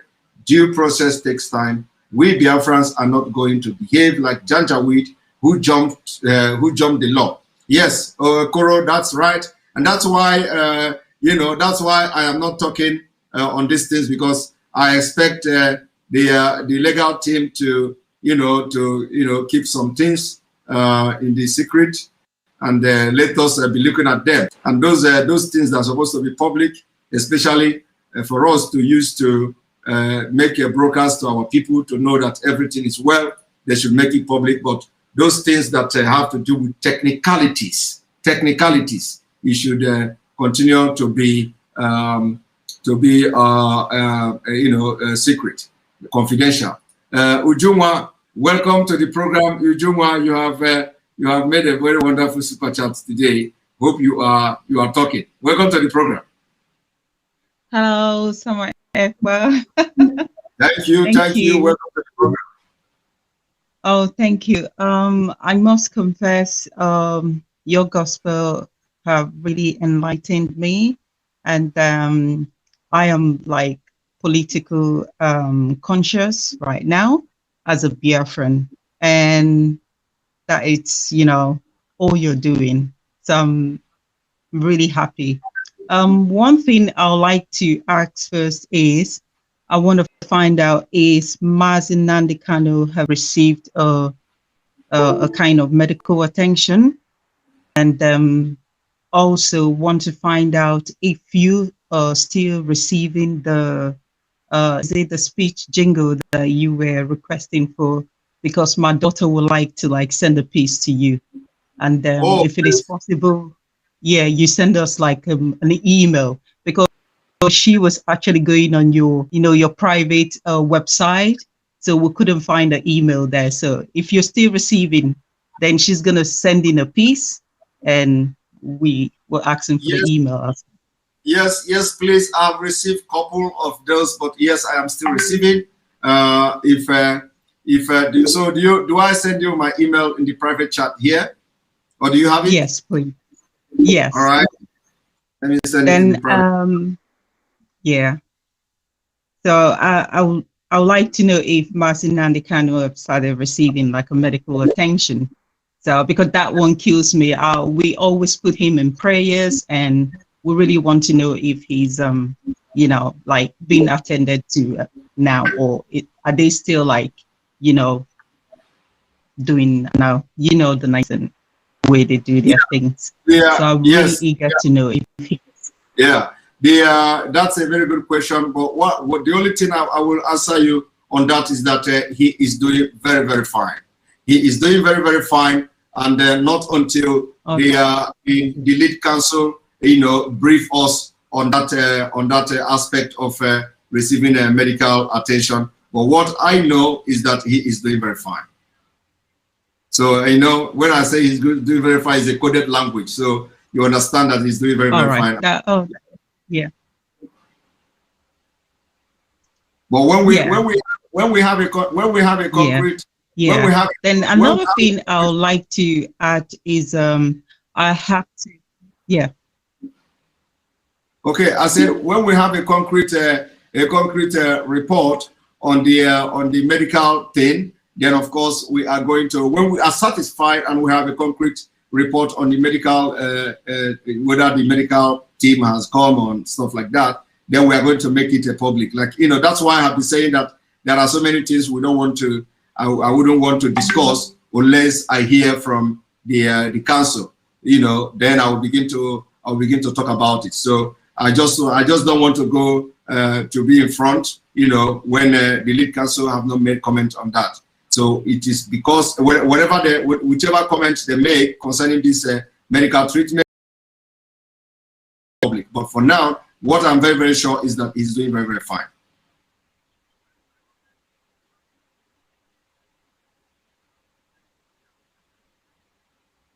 Hello, Jun, are you there?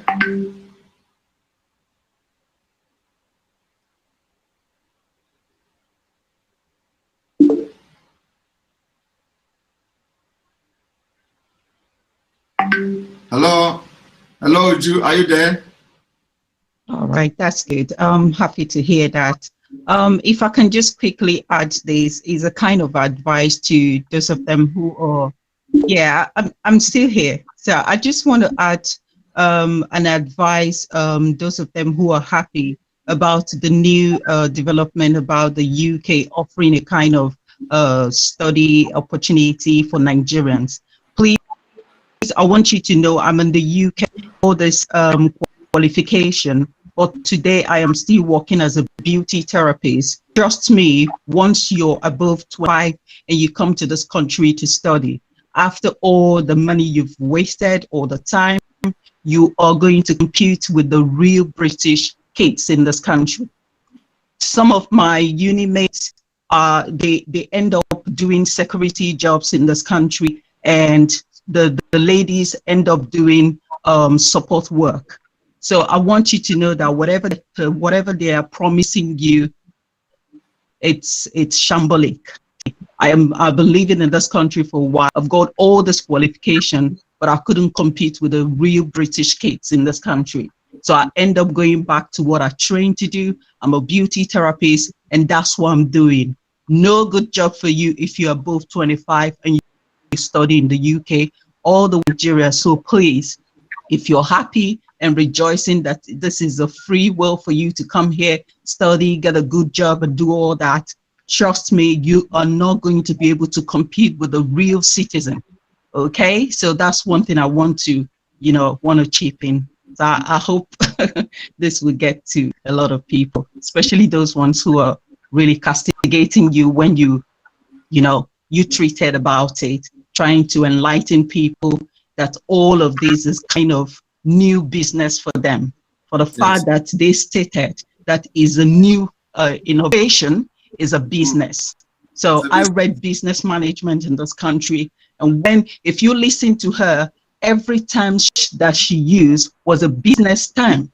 So you should know it's a new business. And please, Nigerians or whoever you are, especially the Biafrans, we don't care about the Nigerians. The Nigerian, you can do whatever you like, but if you're a Biafran, I want you to listen. In this country, after 25, you cannot compete with the British kids. They are promising you, and you end up being a security worker or a support worker if you're a lady. So please don't listen to them. Do not listen to them. So Sam, that's what I want to say. Thank you for giving me the opportunity today. Thank you so much. Thank you very much. And please keep the good work, and we're by your side. Whoever is going to see Mazi Nnamdi Kanu, please tell him that we are here at his back. Me and my daughter every day will read the Psalm, and we always put him in our prayer. There's one little secret. Mazi Nnamdi Kanu is like an uncle to my daughter, because I'm married from Umwa here, and my husband mom is the mom's sister. So we are always like, we're missing his live show. We're really missing him, and we'll pray that he is going to be out soon. Amen. Thank you. Amen. Thank you. Thank you very much. And then also remember the email so she can send the jingle.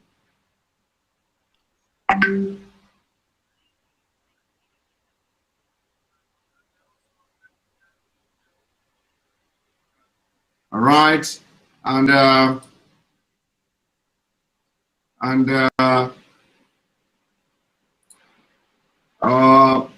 thank you, Roses and Charles. All right then. Okay, I will.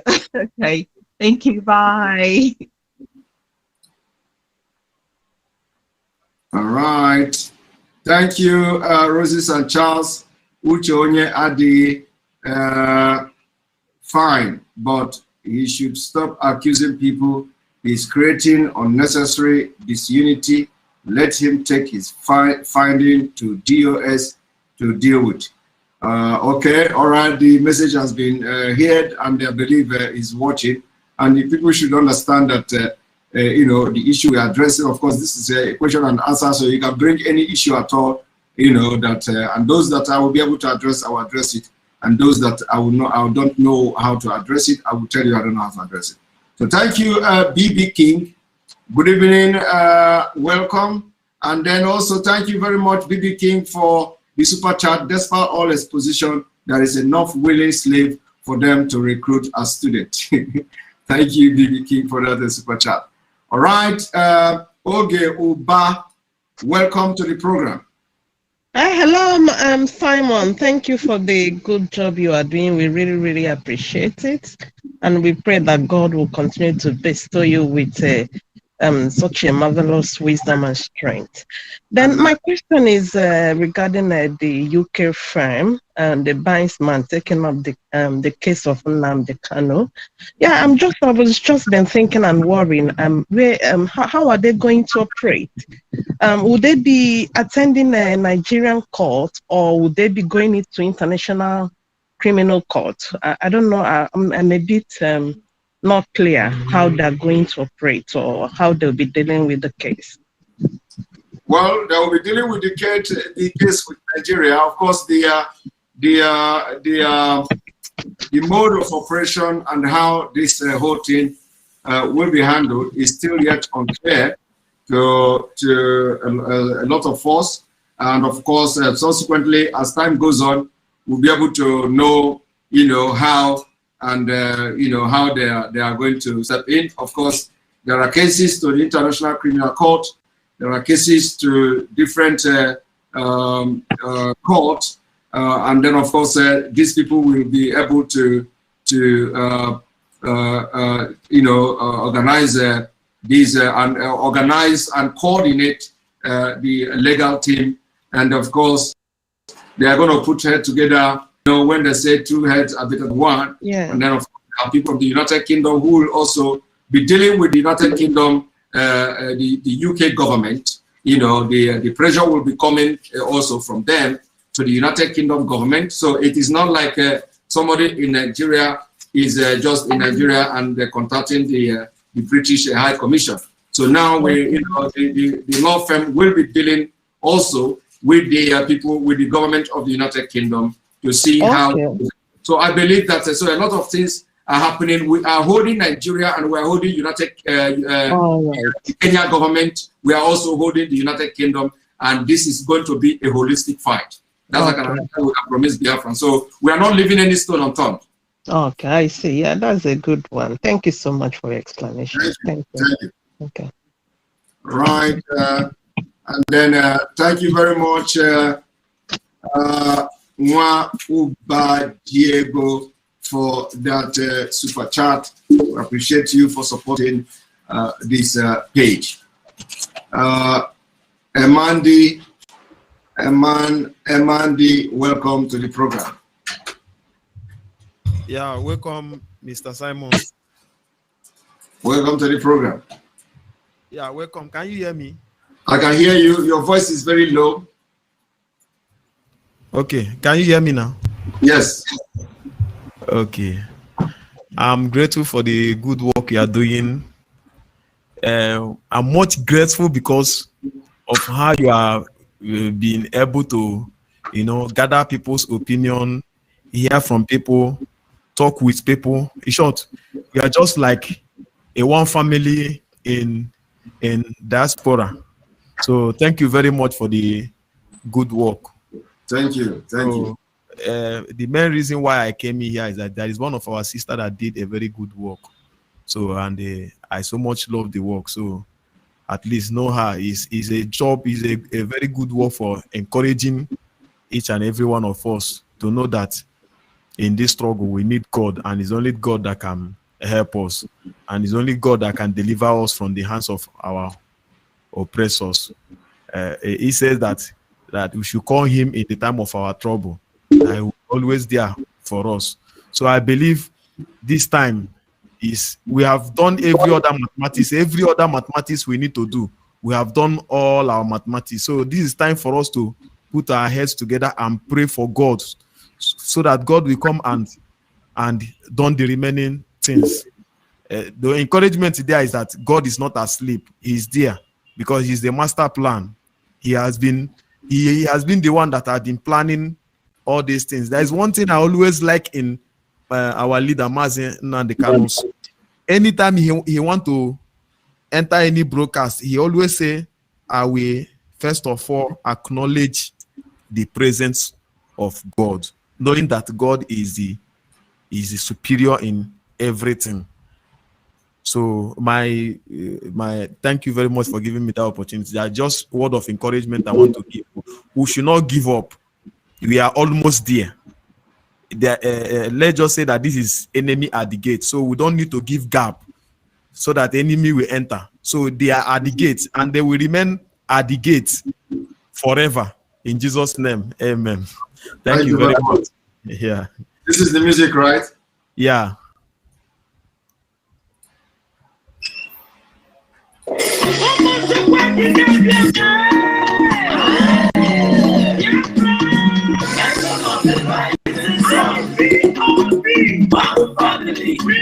We are fighting for, and that freedom we must get in the name of Yahshua. We are Biafra, children of Israel. In the name of Yahshua, we must love God. We are Biafra.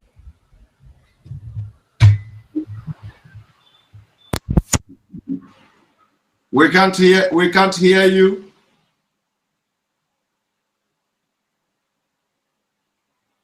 We can't hear you. Can you check your gadget?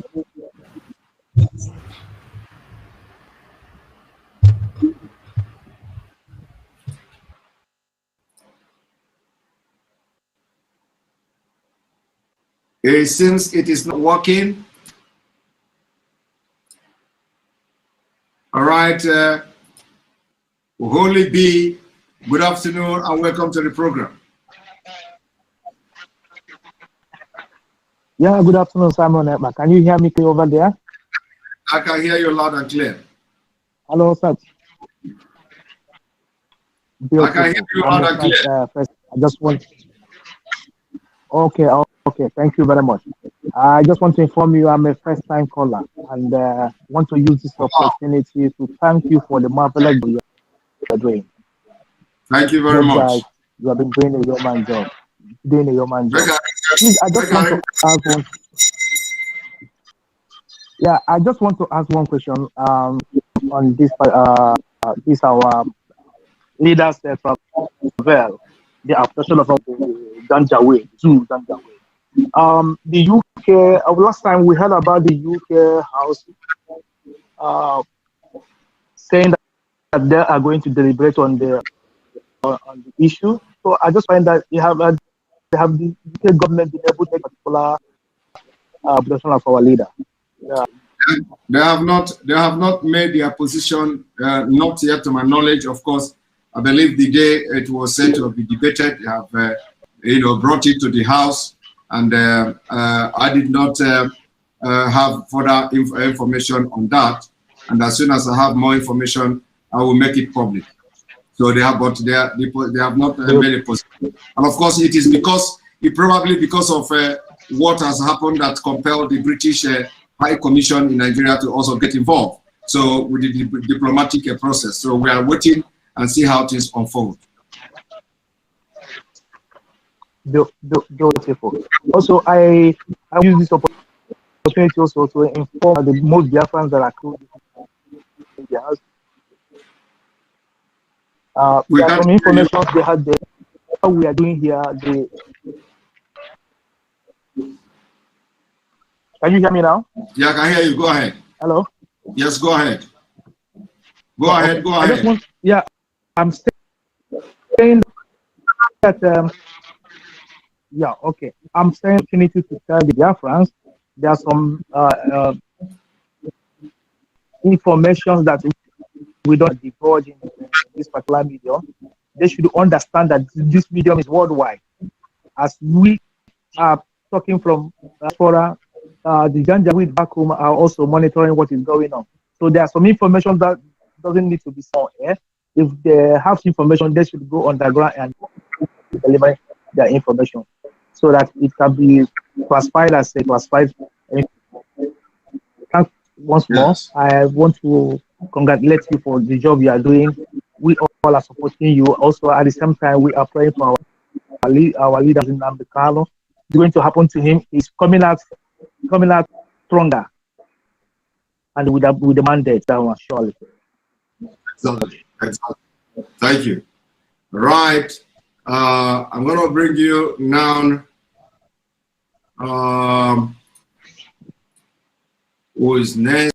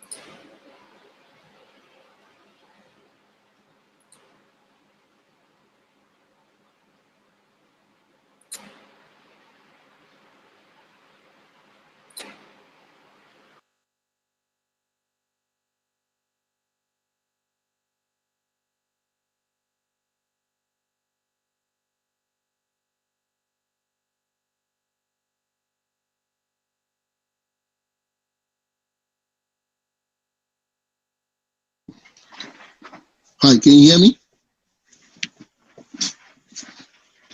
I can't.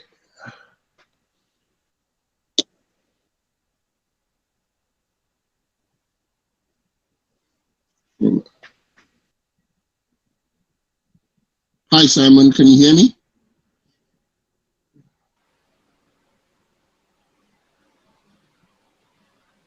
Hi, Simon, can you hear me? Yeah, I can hear you. Oh, okay. Thank you very much. For a minute, I kind of lost you there. Yeah.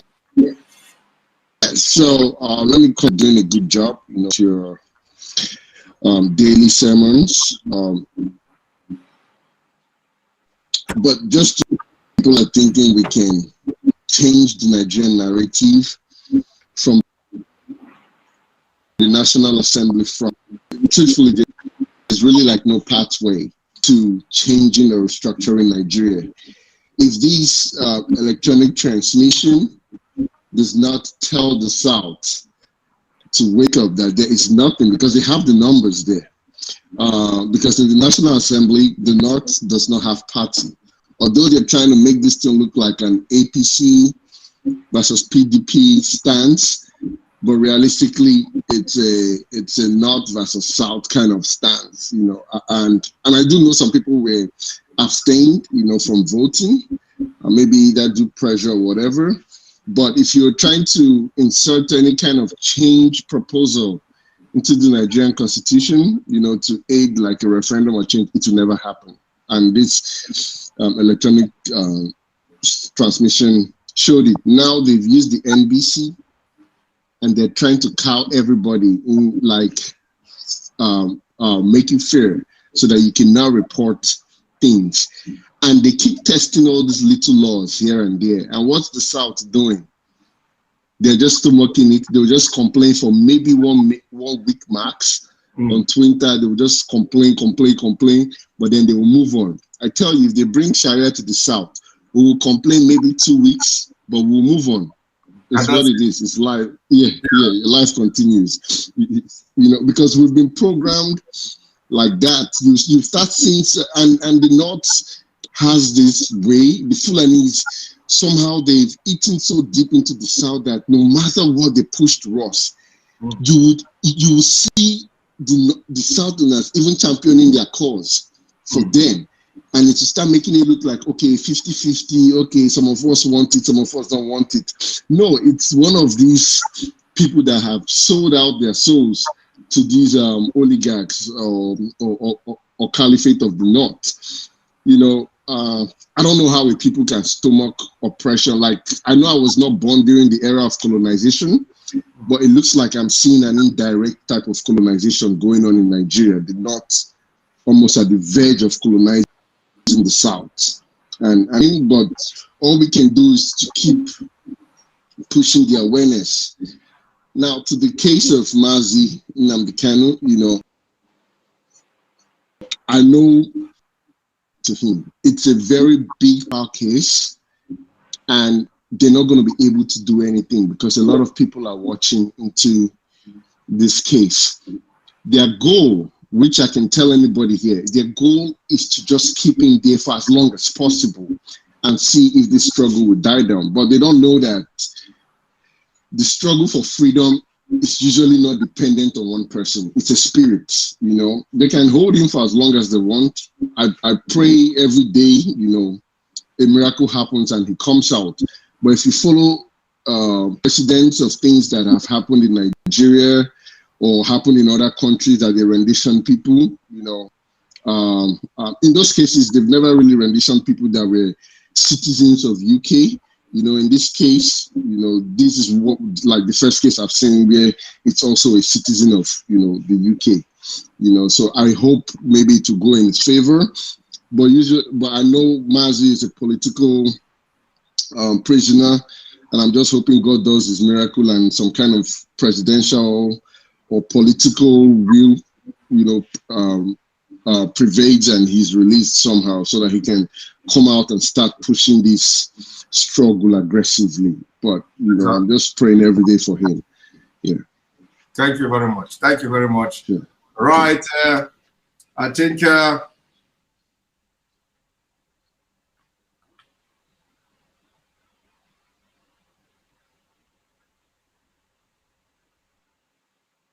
I've seen some of Juma's comment.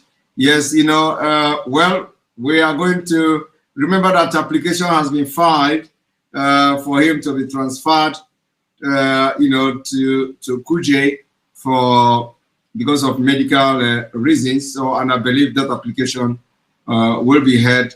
The court is going on vacation. Is it on from the 23rd?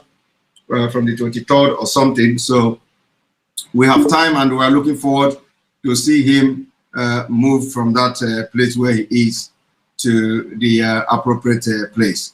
So please, on this note, I'm going to end the program here. I didn't know I'm going to stay this long. I wanted to have very short program, and then so that I will have the time for evening. And right now, I don't know whether I still have time. I still have time to have any program, but we're going to say about that.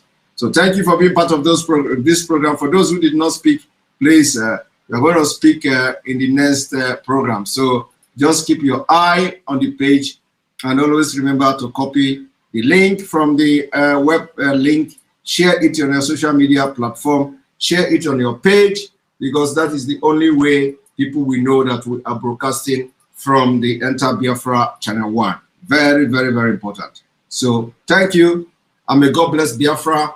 May God bless Oduduwa. May God bless Middle Belt. May God bless Arewa, if they are going to say my prayer. May God bless ESM. May God bless IPOB worldwide. May God bless Mazi Nnamdi Kanu. May God bless Odibo. May God bless all Yoruba agitators. May God bless you watching me now, and see you again as soon as possible. Thank you.